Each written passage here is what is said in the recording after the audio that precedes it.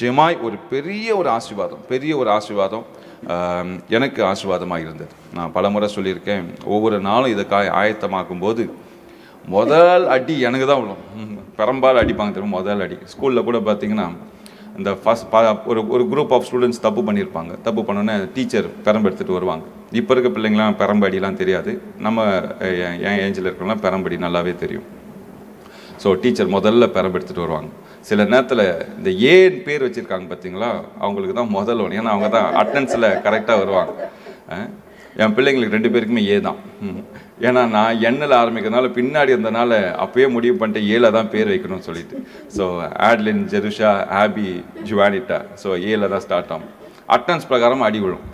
So ஏ ஆளு அந்த அடி விழுந்த உடனே அந்த ஃபஸ்ட் அடி வாங்குறது மட்டும் கஷ்டப்படுவான். என்ன கொஞ்ச நேரம் குனிவான், நிமிருவான். டீச்சர் எப்படி என்ன கோபத்தை, அவர் வீட்டில் என்ன பிரச்சனை நமக்கு தெரியாது, அந்த பிரச்சனையோட ஸ்கூலுக்கு வந்துருப்பார். பெரம்பு எடுத்துகிட்டு வருவார்.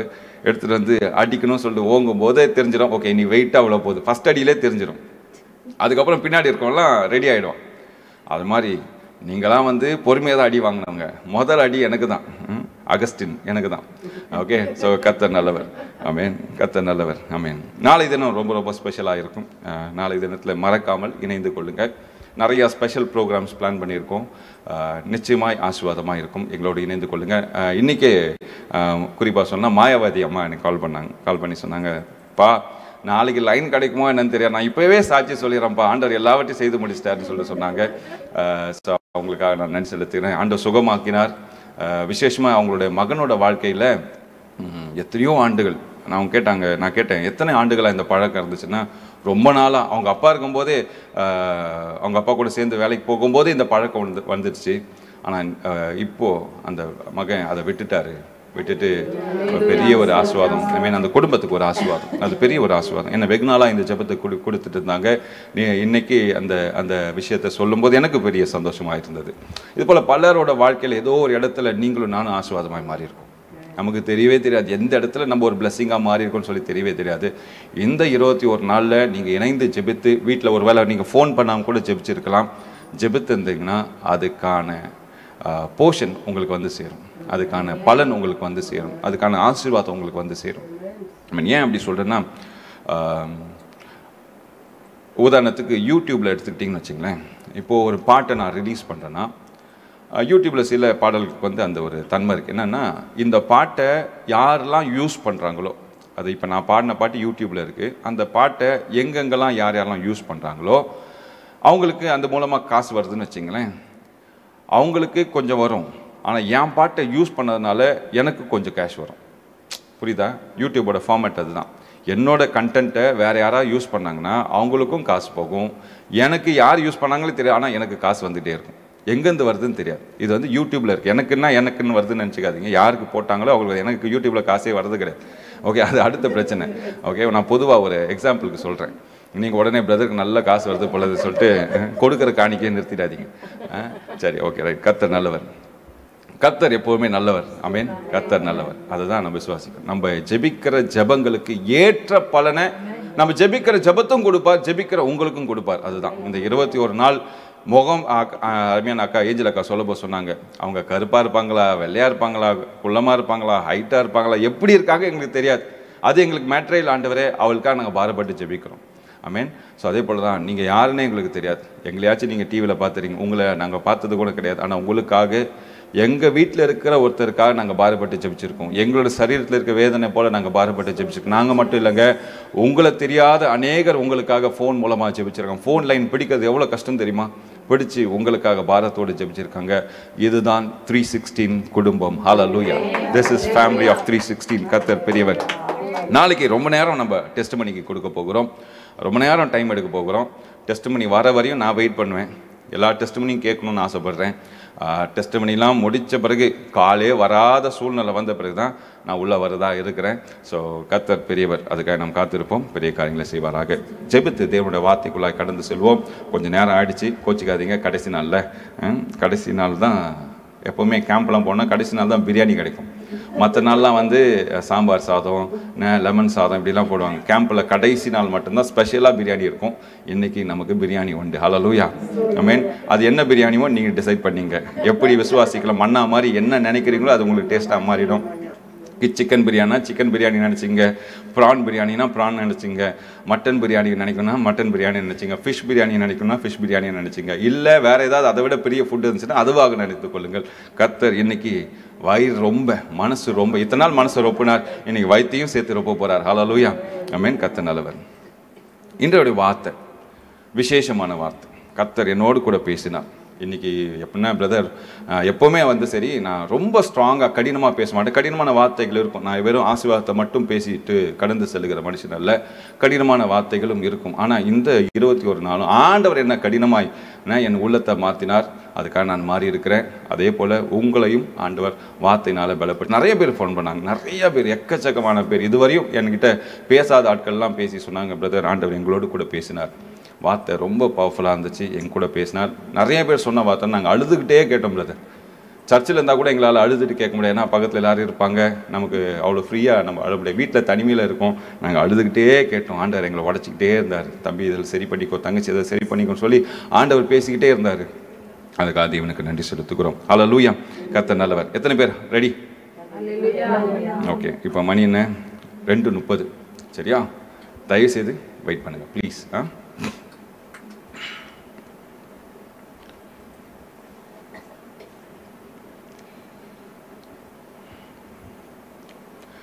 எல்லோருக்கிட்டையும் ஒரு டேலண்ட் இருக்கும். என்ன டேலண்ட்னா, ஒருத்தவங்களை பார்த்த உடனே கண்டுபிடிச்சிடுவாங்க. அவங்க முகத்தை பார்த்த உடனே கண்டுபிடிச்சிடுவாங்க, இவர் இப்படிப்பட்ட ஆளுன்னு சொல்லுவாங்க. இல்லை அவங்க பேசினோடனே கண்டுபிடிப்பாங்க.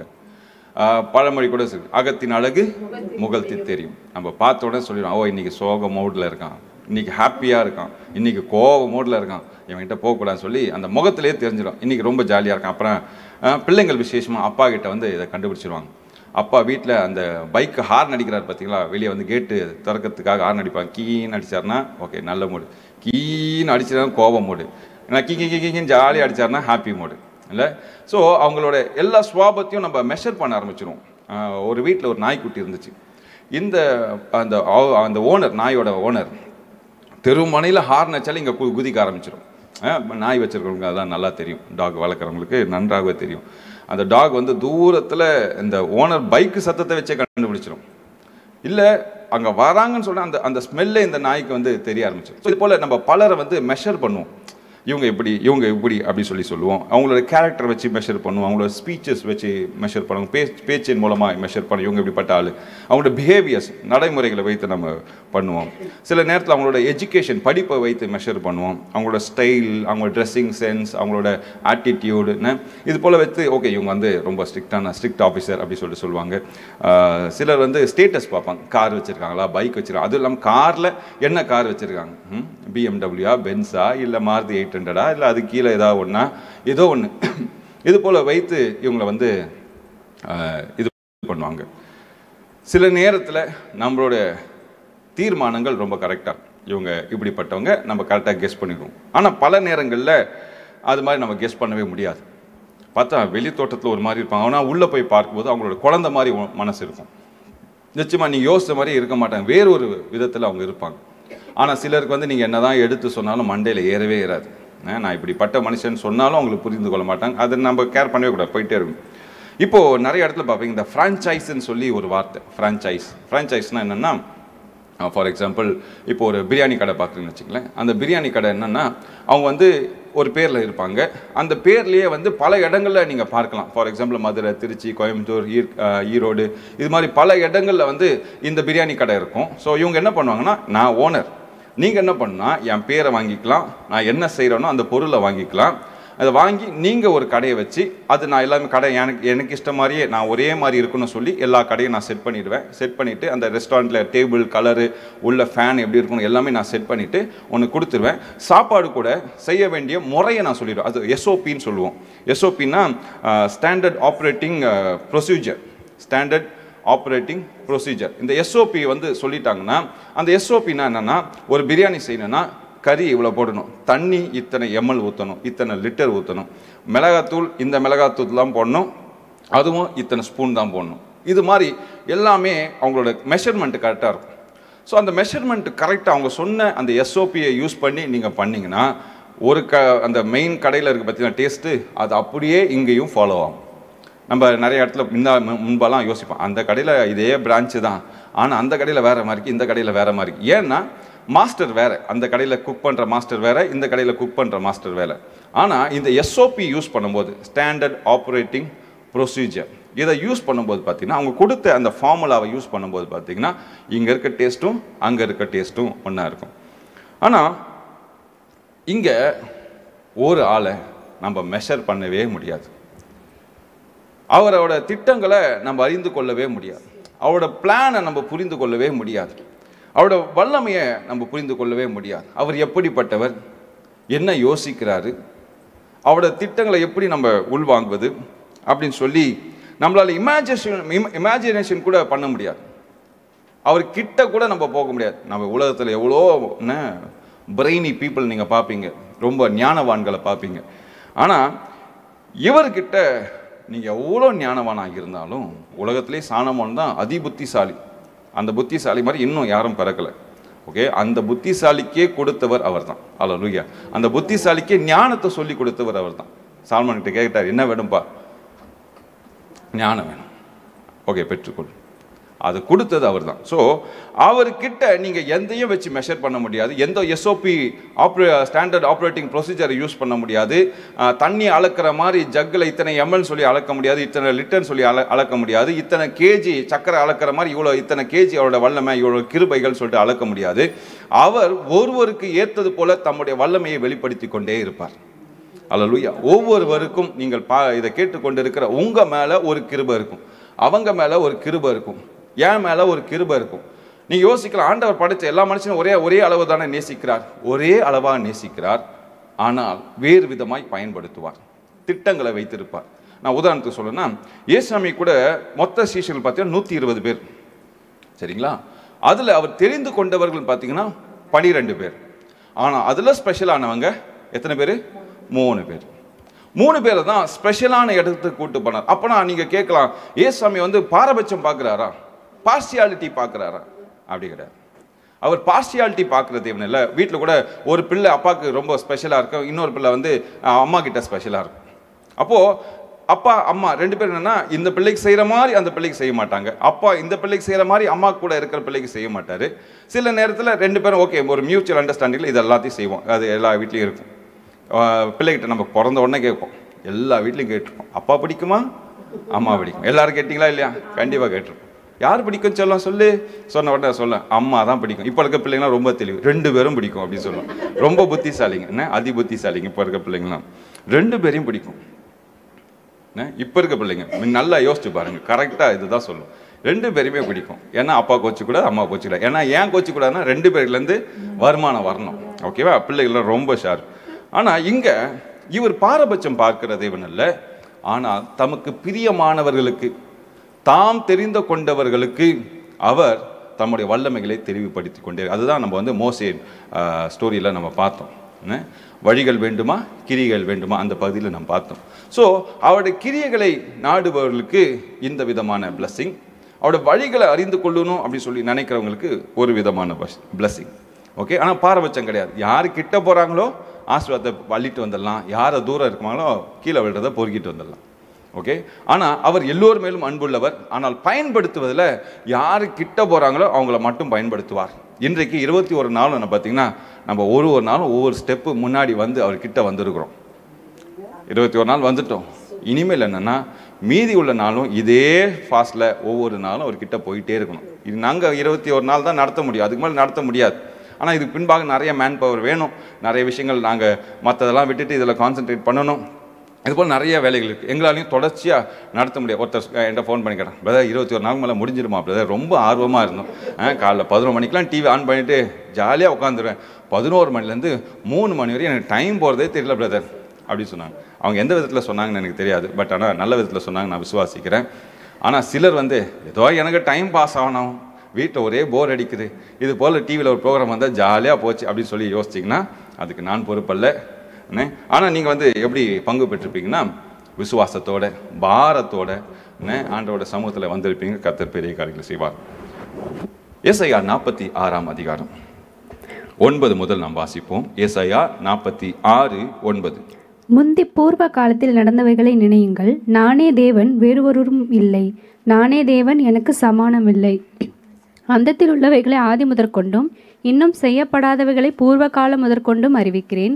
என் ஆலோசனை நிலை நிற்கும். எனக்கு சித்தமானவைகளெல்லாம் செய்வேன் என்று சொல்லி உராய்ஞ்சுகிற ஒரு பச்சையை கிழக்கிலிருந்தும் என் ஆலோசனையை நிறைவேற்றும் மனுஷனை தூர தேசத்திலிருந்தும் வரவழைக்கிறவராய் இருக்கிறேன். அதை சொன்னேன், அதை நிறைவேற்றுவேன், அதை திட்டம் பண்ணினேன், அதை செய்து முடிப்பேன். இந்த இடத்துல 10ஆம் வசனம், எனக்கு சித்தமானவைகள் எல்லாம் செய்வேன் என்று சொல்லி, அதுக்கப்புறம் 11ஆம் வசனம், அதை சொன்னேன், அதை நிறைவேற்றுவேன், அதை திட்டம் பண்ணி அதை செய்து முடிப்பேன். ஹல்லேலூயா. நான் ஏற்கனவே சொன்னேன், we cannot measure God. ஆண்டோட சித்தங்களை அளவு செய்ய முடியாது, அளக்க முடியாது. God has his own plan, God has his own words, God has his own works. அவர் எல்லாமே அவருக்கு அவரோட வார்த்தைகளாக இருக்கிறது, அவர் திட்டங்களாக இருக்கிறது, அவரோட செயல்பாடுகளாக இருக்கிறது. யாரும் அவர் செய்ததை தடுக்க முடியாது, யாரும் அவர் செய்ததை தடுக்கவே முடியாது. ஆண்டவர் செய்த ஒரு காரியத்தையும் யாரும் தடுக்க முடியாது. சொல்லுங்க பார்க்கலாம், யாரும் தடுக்க முடியாது. உங்களுடைய வாழ்க்கையில ஆண்டவர் வைத்திருக்கிற சித்தங்கள் மாத்திரமே நிறைவேறும். ஆமென். ஆண்டவர் வைத்திருக்கிற சித்தங்கள் மாத்திரமே நிறைவேறும். யாரும் உங்க மேல இருக்கிற அபிஷேகத்தை பறித்துட்டு போக முடியாது, உங்கள் மேல இருக்கிற ஆசீர்வாதத்தை எடுத்துட்டு போக முடியாது, உங்கள் மேல ஆண்டவர் வைத்திருக்கிற அன்பை எடுத்துட்டு போக முடியாது. இப்போ நீங்க பார்த்தீங்கன்னா, ஏற்கனவே இந்த அப்பா அம்மா பிள்ளைங்களை பத்தி சொன்னல, ஒரு பிள்ளை அப்பா கிட்ட க்ளோஸா இருக்கு, அப்பா கிட்ட ரொம்ப க்ளோஸா இருக்கு. அப்போ இன்னொரு பிள்ளை பார்க்குது, இந்த பிள்ளை அக்கா மட்டும் ரொம்ப அப்பா கிட்ட க்ளோஸா இருக்காரு, நம்ம என்ன பண்ணோம்னா அக்காவை மிஞ்சி அப்பா கிட்ட அன்பு செலுத்துவோம். அப்படி அக்காவை மிஞ்சி அன்பு செலுத்தும் போது அப்பா பார்ப்பார், என்னடா இது எக்ஸ்ட்ரா அன்பு செலுத்துதே, ஏதாவது தேவையா அப்படின்னு சொல்லி 2 நாள் யோசிப்பார். இந்த அன்பு தொடர்ச்சியாக கிடைக்கும் போது அப்பாவுக்கு என்ன மனசு மாறும். மனசு மாதிரி என்னன்னா இந்த பிள்ளையும் அப்பா நேசிக்க ஆரம்பிப்பார். ஆனால் நம்முடைய அப்பா உங்களை மிஞ்சி யார் அன்பு செலுத்தினாலும் சரி, உங்க மேல வச்ச அன்பு அது நிரந்தரம். அது நிரந்தரம், அது மாறவே மாறாது, ஒருபோதும் மாறாது.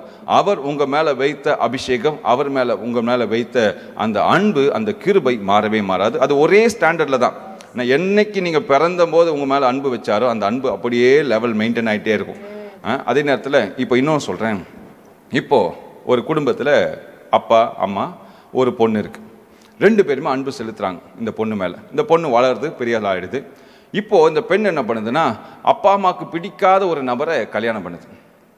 கல்யாணம் பண்ணோட என்ன நடக்கும்னா, இந்த அப்பா அம்மா மனசு உடைஞ்சு போய் அந்த பிள்ளை வேண்டான்னு சொல்லி போகிற குடும்பங்கள் நல்லா இருக்கு. சில குடும்பங்கள் சில நாட்கள் கழித்து அந்த பிள்ளையை சேர்த்துப்பாங்க. இப்போ நான் முக்கியமாக ஒன்று சொல்கிறேன், நல்லா கவனிங்க. இப்போ நீங்கள் அன்பு செலுத்திட்டே வரீங்க அப்பா கிட்ட, ஏசப்பா கிட்ட.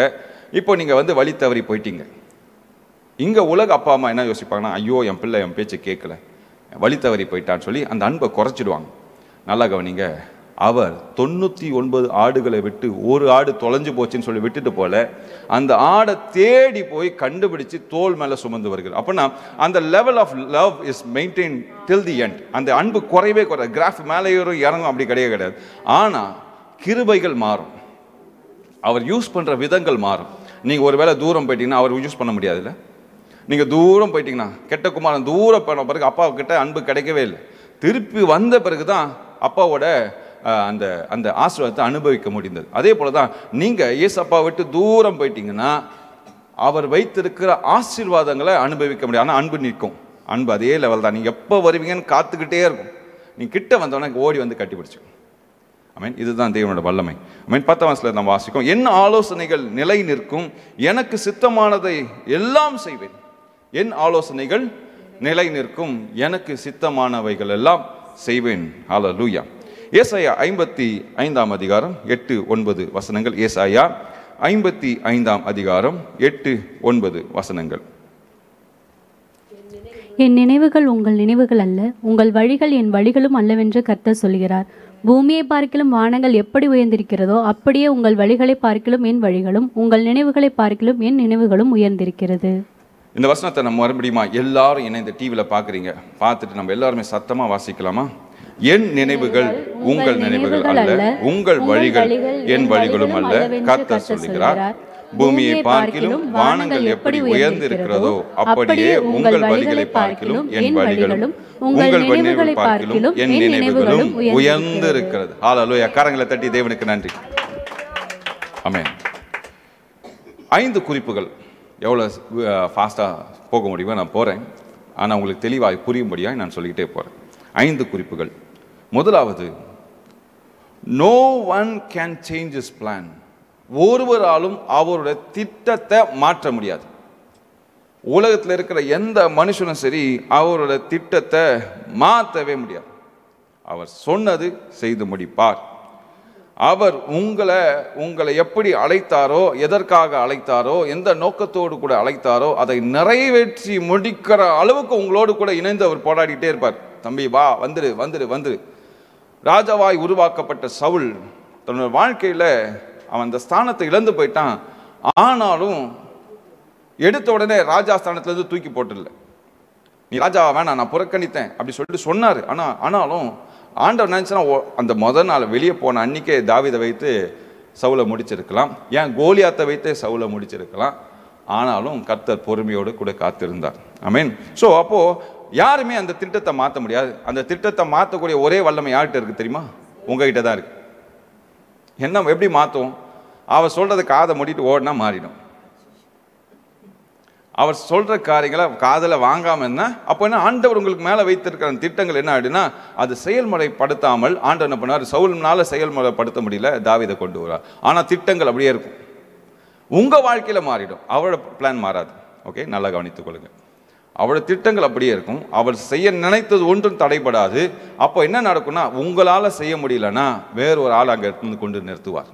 நான் பல முறை சொல்லுவேன், இந்த சேனல் நான் இல்லைன்னா கூட நடக்கும், செய்வார். ஏன்னா அது அவருடைய ஊழியம். ஆமென், ஆமென். அப்போ நல்லா கவனிங்க. No one can change his plan. அவருடைய திட்டங்களை ஒருவராலும் மாற்ற முடியாது. சங்கீதம் 92 சங்கீதம் 5 வசனம். 92:5. கர்த்தாவே, உமது கிரியைகள் எவ்வளவு மகத்துவமானவைகள், உமது யோசனைகள் மகா ஆழமானவைகள். கர்த்தாவே, உமது கிரியைகள் எவ்வளவு மகத்துவமானவைகள், உமது யோசனைகள் மகா ஆழமானது. அந்த ஆழத்தை கண்டுபிடிக்கவே முடியாது. கொஞ்ச நாளுக்கு ஒரு சில ஆண்டுகளுக்கு முன்பாக ஒரு ஃப்ளைட்டு கடலில் விழுந்துச்சு. இப்போது டெக்னாலஜி பயங்கர பெருசு. உலகத்தில் நீங்கள் எங்கே இருந்தாலும் கண்டுபிடிச்சிடலாம். அந்த அளவுக்கு டெக்னாலஜி வளர்ந்துருச்சு. ஒரு ஃப்ளைட்டுக்குள்ளே ஜிபிஆர்எஸ் அது இது எல்லாமே இருக்கு. அந்த ஃப்ளைட்டு கடலில் விழுந்து இன்னைக்கு வரைக்கும் அந்த ஃப்ளைட்டை கண்டுபிடிக்க முடியல. எங்கே விழுந்ததுன்னே கடலில் தானே விழுந்துச்சு, எந்த இடத்துல இருக்குன்னு சொல்லி கண்டுபிடிச்சிட்டாங்க. ஆனால் அதை கண்டுபிடிக்க முடியல. ஏன்னா கடலின் ஆழம் அவ்வளோ பெருசு.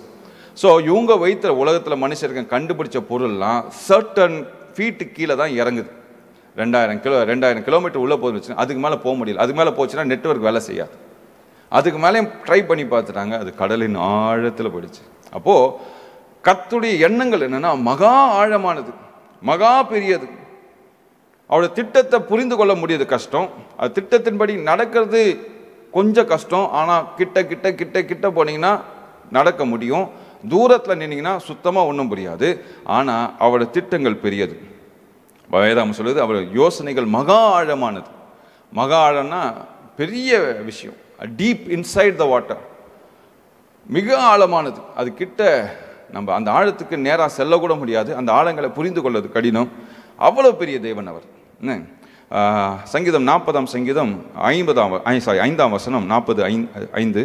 என் தேவனாகிய கர்த்தாவே, நீர் எங்கள் நிமித்தம் செய்த உம்முடைய அதிசயங்களும் உம்முடைய யோசனைகளும் அநேகமாய் இருக்கிறது. ஒருவரும் அவைகளை உமக்கு விவரித்து சொல்லி முடியாது. நான் அவைகளை சொல்லி அறிவிக்க வேண்டுமானால் அவைகள் எண்ணிக்கைக்கு மேலானவைகள். அவைகள் எண்ணிக்கைக்கு மேலானது, மகா ஆழமானது. அடுத்தபடி என்ன சொல்ல பாருங்க, கவுண்ட் பண்ண முடியாது. You cannot count his blessings. அதான் ஒரு ஆங்கில count his blessing name by one அப்படி ஒரு பாட்டு ஒன்று இருக்கு. அவர் பிளெஸ்ஸிங்கை எண்ணலாம், ஆனால் அவரோட திட்டங்களை எண்ண முடியாது. ஏன்னா பிளெஸ்ஸிங் உங்கள் மேலே வந்துடுச்சு. நீங்கள் கூட சில நேரத்தில் சில பிளெஸ்ஸிங் மிஸ் பண்ணிடுவீங்க. சிலதெல்லாம் பிளெஸ்ஸிங்கே உங்களுக்கு தெரியாது. ஏன்னா நீங்கள் மூச்சு வர்றதே அவரோட பிளெஸ்ஸிங் தான். ஸோ அதெல்லாம் நம்ம கணக்கில் எடுத்துக்க மாட்டோம். ஏன்னா உங்களுக்கு பல்லு இருக்குது பார்த்தீங்களா, அதுவே பிளெஸ்ஸிங் தான். தலையில் முடி இருக்குது பார்த்தீங்களா, அதுவே பிளெஸ்ஸிங் தான். பார்வை இருக்குது பார்த்தீங்களா, பிளெஸ்ஸிங் தான். பேச முடியுதில் பிளெஸ்ஸிங் தான். இது மாதிரி எல்லா விதமான பிளெஸ்ஸிங்கும் உங்களால் கணக்கு பண்ணவே முடியாது. ஆனால் அவரோட திட்டங்களை நம்பர் பண்ணவே முடியாது, எண்ணவே முடியாது. அவர் என்ன பண்ணியிருக்காரு, எப்படி பிளான் பண்ணியிருக்காரு, ஒன்றும் முடியாது. நான் ஒரு சூப்பரான எக்ஸாம்பிள் உங்களுக்கு காண்பிக்கிறேன். அவரோட திட்டங்கள் எவ்வளோ பெருசுன்னு சொல்லி காண்பிக்கிறேன். ஆதியாகமம் 3ஆம் அதிகாரம் 15ஆம் வசனம். உனக்கும் ஸ்திரீக்கும் உன் வித்துக்கும் அவள் வித்துக்கும் பகை உண்டாக்குவேன். அவர் உன் தலையை நசுக்குவார், நீ அவர் குதிங்காலை நசுக்குவாய் என்றார். நீங்க யோசிக்கலாம், இது தெரிஞ்ச விஷயம் தானே, இது என்ன பெரிய விஷயம்? ஆனா நல்லா கவனிங்க, இதுல ஒரு சீக்ரெட் இருக்கு. உன் வித்துக்கும் அவள் வித்துக்கும். எப்படி அவள் வித்துன்னு வந்துருச்சு? அவன் வித்துக்கும் தானே வரணும். நல்லா யோசிங்க. அவன் வரணுமா அவள் வரணுமா? அவள். எது வரணும்னு கேட்கிறேன். உண்மையா எது வரணும்? அவன் வித்துக்கும் தான் வரணும். ஆனா இங்க என்ன போட்டிருக்காரு ஆண்டவர்? அவள் வித்துக்கும். இப்ப யோசிங்க, 4000 ஆண்டுகள், 72 ஜெனரேஷன். இயேசுவுக்கும் இரண்டாம் ஆதாம் ஆகிய இயேசுவுக்கும் முதலாம் ஆதாம் ஆகிய ஆதாமுக்கும் கேப் பார்த்தீங்கன்னா 72 ஜெனரேஷன், தலைமுறைகள், 4000 ஆண்டுகள். நான் செக் பண்ணேன், இதை நான் கூகுளில் சர்ச் பண்ணி, என்ன இங்கிலீஷ் பார்த்தீங்கன்னா ஆஃப் ஸ்ப்ரிங்னு சொல்லுவாங்க. வித்தை ஆஃப் ஸ்ப்ரிங் சொல்லுவாங்க. அது எப்படி வரும்னா, ஆண் தான் ஆஃப் ஸ்ப்ரிங் கொடுக்க முடியும். பெண்ணோடு இணைந்து ஒரு குழந்தை பிறக்கணும்னா ஆண் மூலமாக பெண்ணுக்கு அந்த விதை வருகிறது, முட்டை வருது, அதுக்கு பின்பாக தான் குழந்தை பிறக்கும். ஆனால் இந்த இடத்துல என்ன போட்டிருக்குன்னா அவள் வித்து. அப்போனா எப்படி அவள் வித்து வந்துடுச்சு? அப்படி பார்த்தீங்கன்னா கன்னி மரியின் வயிற்றிலே அவர் பிறந்தார். ஹல்லேலூயா. அப்போ பாருங்க, நல்லா கவனிங்க, அவரோட பிளான் என்ன? 4000 வருஷத்துக்கு முன்பாக பிளான் பண்ண விஷயம். 4000 வருஷம், 72 ஜெனரேஷன், தலைமுறைகளுக்கு முன்பாக திட்டம் தீட்டுபவர் அவர். மெஷர் பண்ண முடியுமா? உங்களால் என்னால் மெஷர் பண்ண முடியுமா அவரோட திட்டங்களை, தேவனோட திட்டங்களை? முடியாது. இந்த வசனம் பாருங்க, உன் வித்துக்கும் அவள் வித்துக்கும் பகை உண்டாக்குவேன், அவர் உன் தலையை நசுக்குவார். ஹல்லேலூயா. அவர் உன் தலையை நசுக்குவார். சாத்தானுக்கு மேல அதிகாரம் எப்போ எடுத்துக்கிட்டாருன்னா, சாத்தான் நினைச்சிட்டான் ஆதாம் வழி தவறி போன உடனே என் கையில அதிகாரம் வந்துடுச்சு அப்படி சொன்னார். ஆனா ஆண்டவர் சொல்றாரு, ஒரு வருவாருப்பா, நான் அனுப்புவேன், அவர் உன் தலையை நசுக்குவார். சாத்தான் கொண்டாடுனா ஜெயிச்சிட்டோம் அப்படி சொல்லி நினைச்சான். ஆனால் ஆண்டவர் எப்பொழுதுமே தன்னோட திட்டங்களை ரொம்ப அழகா நேர்த்தியா பிளான் பண்ணி நம்ம மண்டையில் ஏறுறதை விட பெரிய பிளான் அவருக்கு. இந்த மெசேஜுக்கு என்ன பிளான், என்ன டைட்டில் கொடுக்கலாம் நான் யோசிக்கும் போது ஆண்டவரை ஒரு பிளான், ஒரு டைட்டில் எனக்கு கொடுத்தார். என்னன்னா த பிக் பிளான், மகா பெரிய திட்டம். த பிக் பிளான், இந்த செய்தியோட தலைப்பு தான், த பிக் பிளான், மகா பெரிய திட்டம். 4000 ஆண்டுகள் முன்பாக ஆண்டவன் திட்டம் தீட்டினார். மத்தேயு 2:16. அப்பொழுது ஏரோது தான் சாஸ்திரிகளால் வஞ்சிக்கப்பட்டதைக் கண்டு மிகுந்த கோபமடைந்து ஆட்களை அனுப்பி தான் சாஸ்திரிகளிடத்தில் திட்டமாய் விசாரித்த காலத்தின்படியே பெத்லகேமிலும் அதன் சகல எல்லைகளிலும் இருந்த 2 வயதுக்குட்பட்ட எல்லா ஆண் பிள்ளைகளையும் கொலை செய்தான். இங்க பாருங்க, இங்க ஒரு சூப்பர் பிளான் நம்ம கூட யோசிக்க மாட்டோம்.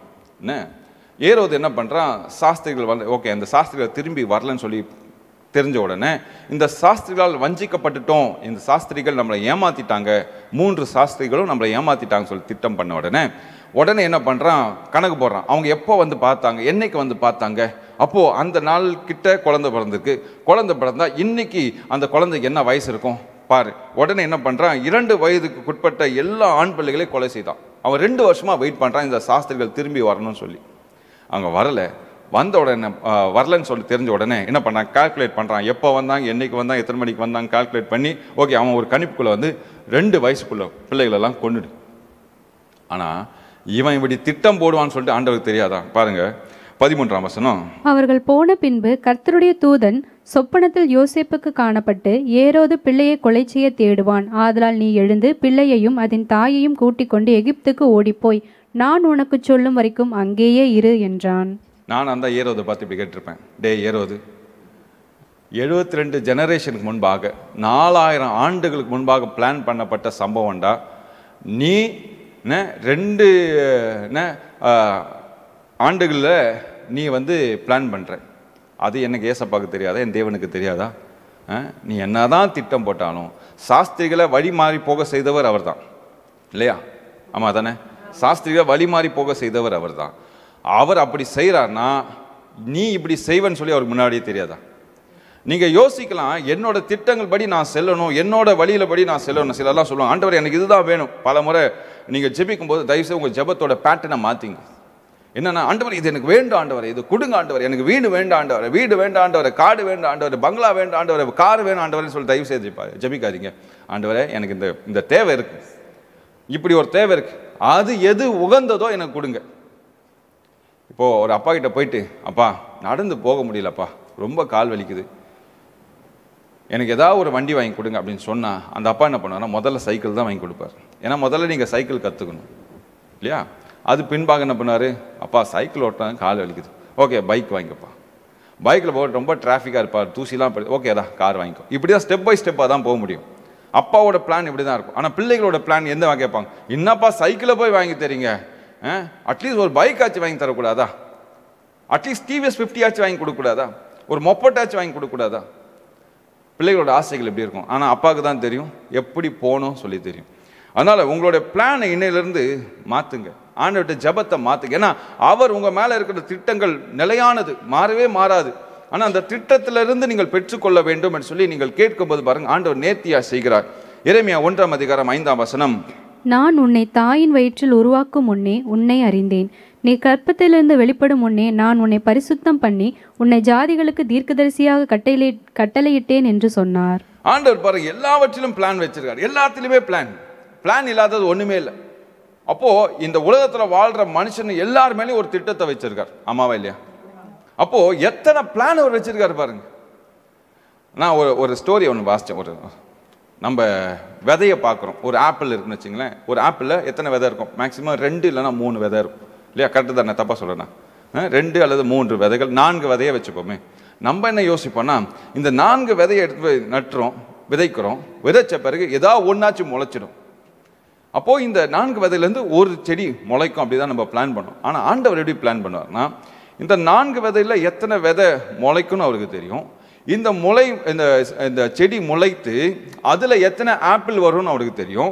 அந்த ஆப்பிள் இருக்க விதைகள் எல்லாம் எத்தனை மரமாய் மாறும், அது எத்தனை கனிகளாக மாறும். ஸோ இப்போ எல்லா ஆப்பிளும் சேர்த்து, எல்லா விதைகளும் சேர்த்து, அந்த விதைகள் மூலமா எது விதைக்கப்படும், எது தூக்கி போடப்படும், எது நல்ல நிலத்துல விழும், எது மோசமான நிலத்துல விழும், எது 60% கொடுக்கும், எது 100% கொடுக்கும், இது எல்லாமே தெரிந்தவர் தான் ஆண்டவர். புரியுதா நான் சொல்றது? அப்போ நம்ம என்ன பார்க்குறோம்னா 2 விதையை பார்க்குறோம், அவர் என்ன பார்க்குறோம், ஒரு தோட்டத்தை பார்க்குறார். புரியுதா? இதுதான் தேவனுடைய திட்டம். ஆமென். இதுதான் தேவனுடைய திட்டம். நீங்க யோசிப்பெல்லாம் ஒரு செடி, ஆனா ஆண்டவர் என்ன பண்றாருன்னா, இந்த உலகத்திலேயே எத்தனை தோட்டங்கள் இருக்கோ அத்தனை தோட்டங்களும் அவரோட கணக்கில் இருக்கு. நீங்க யோசிப்பது ஒரே புல்லை பார்த்து யோசிச்சுக்கிறீங்க, ஐயோ ஆண்டவரே இதுக்கு தண்ணி ஊற்றிட்டே இருக்கேன், வளரவே மாட்டேங்குது ஆண்டவரே, டேய் முட்டாள், நான் எவ்வளோ பெரிய திட்டம் வச்சிருக்கேன், நீ ஒன்றுக்கு போய் அழுதுட்டு இருக்க, எழுந்துட்டா வாடா, நம்ம வேற ஒரு பிளான் வச்சிருக்கேன் வாடா அப்படி சொல்லி ஆண்டவர் கூப்பிட்டார். ஆண்டவர் மட்டும் சில நேரத்தில் நம்மளை திட்டி கூப்பிட்டாருன்னா எப்படி இருக்கு யோசிச்சு பாருங்களேன். ஆண்டவர் கூப்பிட்ற விதத்தெலாம் பார்த்தீங்கன்னா ரொம்ப அழகாக கூப்பிட்டுப்பார். எல்லா மனுஷனையும் கூப்பிட்டுப்பார். மோசையை பார்த்து மோசே அப்படின்னு கூப்பிட்றாரு. இஸ்ரேல் ஜனங்க மொரட்டும் மூர்க்கமான ஜனங்க, வணங்கா கழுத்துள்ள ஜனங்க, இப்படி சில இடத்துல கூப்பிட்றாரு. எப்படிலாம் நம்மளை கூப்பிடுவான்னு ஒரு கற்பனையாக யோசிச்சு பாருங்களேன்.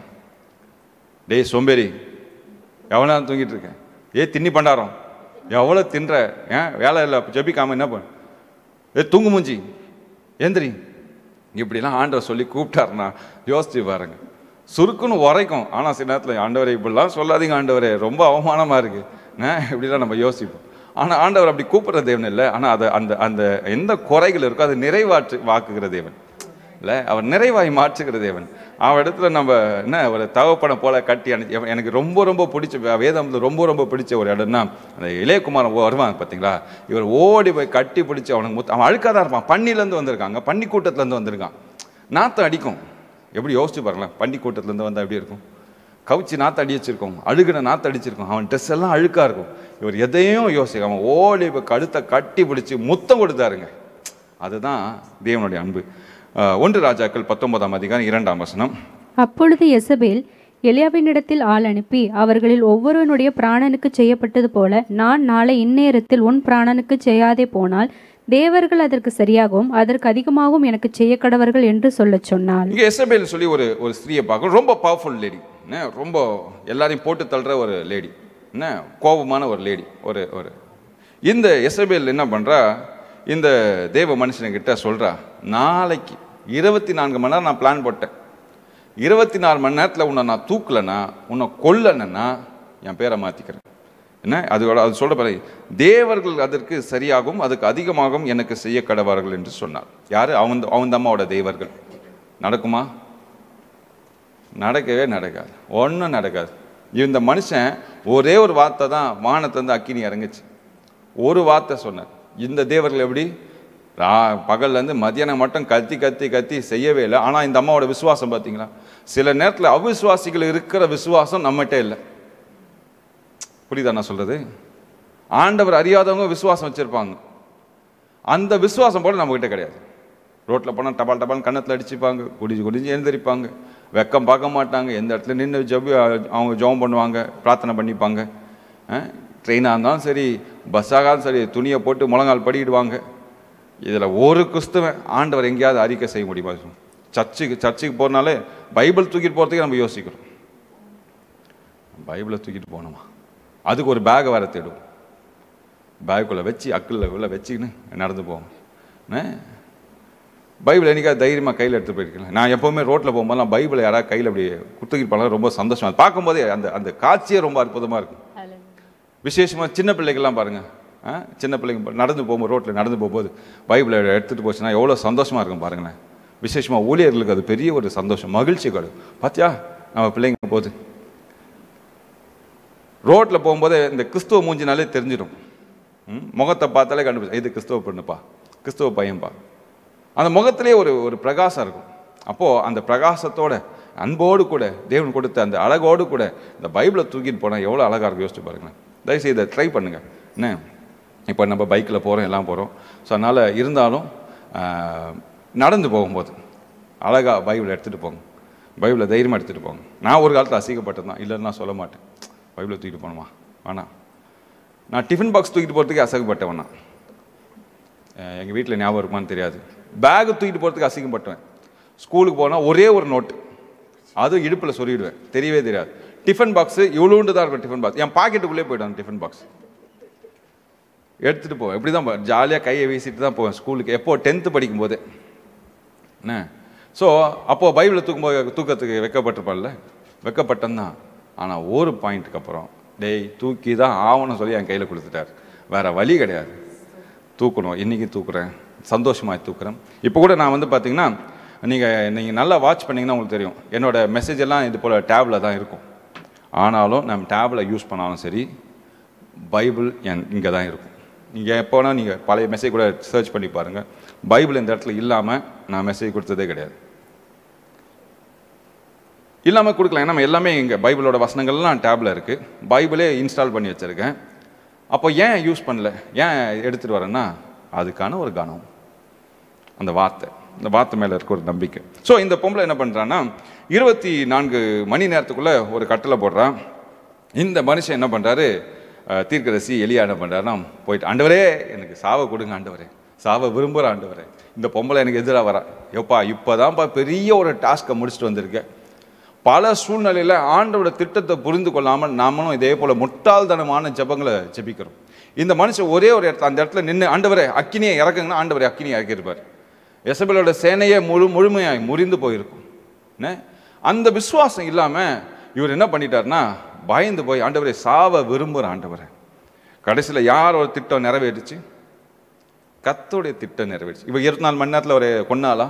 இல்லவே இல்லை. கர்த்தருடைய பிள்ளைங்களை ஒருபோதும் ஆண்டவர் மற்றவங்களோட கையில் கொடுக்க மாட்டார். ஆமென். நீங்கள் ஒரு வேளை உங்களோட தப்புனால சிக்கியிருந்தா கூட சொல்லுங்கள், ஆண்டவரை இந்த சூழ்நிலை நான் சிக்கியிருக்கேன். நீங்கள் சொல்ல உடனே உங்கள் மண்டையில் வர ஆள் எனக்கு யாருன்னு தெரியும், உங்கள் மாமியார் தான்.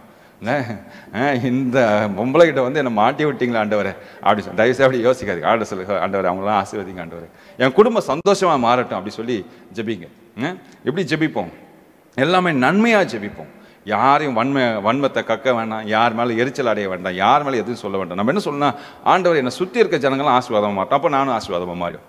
நான் ஆசீர்வாதம் மாறணும், மற்றவங்க எல்லாம் ஆசீர்வாதமாக மாறும். நான் ரட்சிக்கப்படணும், எல்லாருமே ரட்சிக்கப்படணும், என் சுற்றி இருக்க ஜனங்களாம் ரட்சிக்கப்படணும். யோசிச்சு பாருங்கள், நீங்கள் ஒரே ஒரு குடும்பம் கிறிஸ்துவ குடும்பமாக இருக்கீங்க ஒரு கிராமத்தில், சொல்லுங்க ஜெபிக்கிறீங்க, ஆண்டவரே என் குடும்பம் எங்கள் கிராமமே ரட்சிக்கப்படட்டும் ஆண்டவரே, இதை தொடர்ந்து ஜெபிக்கிறீங்க. திடீர்னு ஒரு நாள் அந்த கிராமமே ரட்சிக்கப்படுது. ரட்சிக்கப்பட்டால் எப்படி இருக்கு யோசிச்சு பாருங்க. எல்லா வீட்லையும் காலையில் எழுந்த உடனே சுப்ரபாதம் பாடுதோ இல்லையோ, என்ன பாட்டு பாடும்? ஆலேலூயா ஆலேலூயா அப்படின்னு பாடும். ரைட், சுப்ரபாதம் அது அது வேற விஷயம், அதுக்குள்ளே நான் போக வேண்டாம். பட் சொல்கிறேன், நான் ஒரு உதாரணத்துக்கு சொல்கிறேன். என்ன நடக்குதுன்னா, ஆண்டோட பிள்ளைகள் நம்மளை சுற்றி இருக்கும்போது பாருங்கள், அது ஒரு ஆசீர்வாதம். அப்படி ஒரு ஆசீர்வாதம், அது பெரிய ஒரு ஆசீர்வாதம். அப்போது நீங்கள் என்ன பண்ணுறீங்கன்னா, ஆண்டோட பிள்ளைகளுக்காக நீங்கள் ஆண்டோட பிள்ளைகளாய் மாறணும்னு சொல்லி இன்றைக்கி கூட சால்வேஷனுக்காக பார்த்தீங்கன்னா ஆல்மோஸ்ட் 300 பேர் வந்திருக்கு. ரட்சிக்கப்படணும்னு சொல்லி 300 பேர்களை கொடுத்துருக்காங்க. அப்போனா இதில் எத்தனை அம்மாக்கள், எத்தனை மனைவிகள், எத்தனை கணவர்கள், எத்தனை பெற்றோர்கள், எத்தனை உறவினர்கள் உங்களுடைய உறவினருக்காக நீங்கள் பேரை கொடுத்துருக்கீங்க. கர்த்தர் இவர் எல்லோரையும் தம்முடைய சேனைக்குள்ளாய் சேர்த்துக் கொள்வாராக. முதலாவது, அவருடைய திட்டத்தை யாராலும் மாற்ற முடியாது. நான் கொஞ்சம் ஃபாஸ்ட்டாக போகிறேன், ரொம்ப நேரம் ஆயிடுச்சு. இரண்டாவதாக, அவர் திட்டத்தில் தீட்டுவது மாத்திரமல்ல, அதை அறிவிக்கிறவருமாய் இருக்கிறார். அதை அறிவிக்கிறவருமாய் இருக்கிறார். நான் சொன்னல, அவளோட வித்து. அப்போ அந்த திட்டங்களை சொல்றாரு. ஆனா அதை புரிந்து கொள்வதுக்கு தான் நமக்கு மண்டபத்தில் என்ன, ஏசாயா 46ஆம் அதிகாரம் 10ஆம் வசனம், அந்தத்தில் உள்ளவைகளை ஆதி முதற்கொண்டும் இன்னும் செய்யப்படாதவைகளை பூர்வ காலம் முதற்கொண்டும் அறிவிக்கிறேன். ஆமென். மறுபடியும் வாசிங்க. அந்தத்தில் உள்ளவைகளை ஆதி முதற்கொண்டும் இன்னும் செய்யப்படாதவைகளை பூர்வ காலம் முதற்கொண்டும் அறிவிக்கிறேன். பூர்வ காலம் முதற்கொண்டும் அறிவிக்கிறேன். ஆண்டவர் பாருங்க, ஒவ்வொரு முறையும் அதை அறிவித்து கொண்டே இருப்பார், ப்ரொக்ளைம் பண்ணிக்கிட்டே இருப்பார், சொல்லிக்கிட்டே இருப்பார். ஒரு எதுவுமே சீக்கிரட்டா வைத்துக் கொள்ள மாட்டார். உங்களுக்கும் தெளிவுபடுத்துவார். அவர் தெளிவுபடுத்தல வல்லமை உள்ள தேவன். நீங்க கேட்டீங்கன்னா தெளிவுபடுத்துகிற தேவன், சொல்லுகிற தேவன், உங்களுக்கு புரியத்தக்கதாக சொல்லுகிற தேவன். ஒருபோதும் அதை அடக்கி வைத்து அதை தனக்குள்ளாக வைத்துக் கொள்ளுகிற தேவன் இல்லை, அது மற்றவங்களுக்கு சொல்லுவார், சொல்லி கொடுக்கிற தேவன். சில விசேஷமா இந்த மீடியா டீம்ல பார்த்தீங்கன்னா, இந்த இந்த இந்த பிஸ்னஸ்லயே வேலைக்கு ஏதாவது பிள்ளைங்க வந்தாங்கன்னா, நான் கூட இந்த எக்ஸ்பீரியன்ஸ் பண்ணியிருக்கேன். ஒரு ஸ்டூடியோவில் போய் நம்ம ஜாயின் பண்ணோம்னா, எடுத்த உடனே நம்மளுக்கு சூப்பராக ஒரு சேரை போட்டு கம்ப்யூட்டர் பக்கத்தில் உட்கார வச்சு, இதுதான் கம்ப்யூட்டர் அப்படி ஆரம்பிக்க மாட்டாங்க. முதல் உள்ளே போன உடனே ஒரு துணியை கொடுத்து க்ளீன் பண்ணுன்னு சொல்லுவாங்க, பெருக்குன்னு வாங்க, தொடன்னு வாங்க. நம்ம ஒவ்வொன்றா தொடச்சி போகும்போது கடைசியில் கம்ப்யூட்டர் வரும் பாருங்க, நீ இதை துடைக்க, நான் தொடச்சிக்கிறேன், நீ எதாவது கெடுத்து விட்டுட்டீங்கன்னா முக்கியமான பொருளை துடைக்க கூட விட மாட்டாங்க, தொட்டு கூட பார்க்க விட மாட்டாங்க. என்ன, அது கொஞ்சம் நாள் ஆகும். நம்ம ட்ரெயின் ஆன பிறகு அது பின்பாக சொல்லி கொடுப்பாங்க. என்ன, இது மாதிரி தான். ஆனால் ஆண்டவர் பாருங்க, நீங்கள் கேட்க ஆரம்பித்த உடனே ஓகே ரைட் லெட்ஸ் ஸ்டார்ட் அப்படி சொல்லிட்டு உட்கார், பக்கத்தில் உட்கார், இதுதான் இது அப்படின்னு ஆரம்பிப்பார் லெசன். அப்படி ஆரம்பிச்சிட்டாருன்னா நம்ம புரிய ஆரம்பிக்கும், ஒவ்வொன்றா புரிய ஆரம்பிக்கும். இல்லை, ஆண்டவர் நமக்கு சொல்லி கொடுக்கிற தேவன், ஒருபோதும் நம்மளை விட்டுட்டு போகிற தேவன் அல்ல.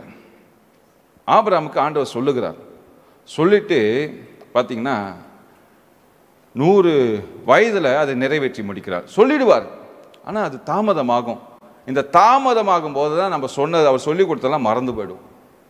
அவர் சொல்லி கொடுக்கிற தேவன், கற்றுக் கொடுக்கிற தேவன், வழி நடத்துகிற தேவன், செய்து முடிக்கிற தேவன்.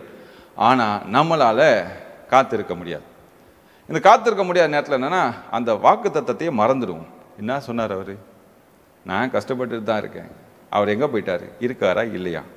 உடனே திருப்பி பழைய ஸ்டோரி பண்ணுங்க. அவர் கண் இருக்கா, காது இருக்கா, மூக்கு இருக்கா, நான் என்னை பார்க்குறாரா, நானும் ஜெபிக்கிறேன், கூத்தாடுறேன், கெஞ்சுறேன், புலம்புறேன், அழுகிறேன், என்னோட கண்ணீரெல்லாம் துருத்தியில் சேர்த்து வச்சா இன்றைக்கி பேரலாக ஆகிடி, என்ன பெரிய வாட்டர் கம்பெனி ஆரம்பிச்சிருப்பார் அவர், அப்படிலாம் நம்ம புலம்ப ஆரம்பிச்சிடுவோம்.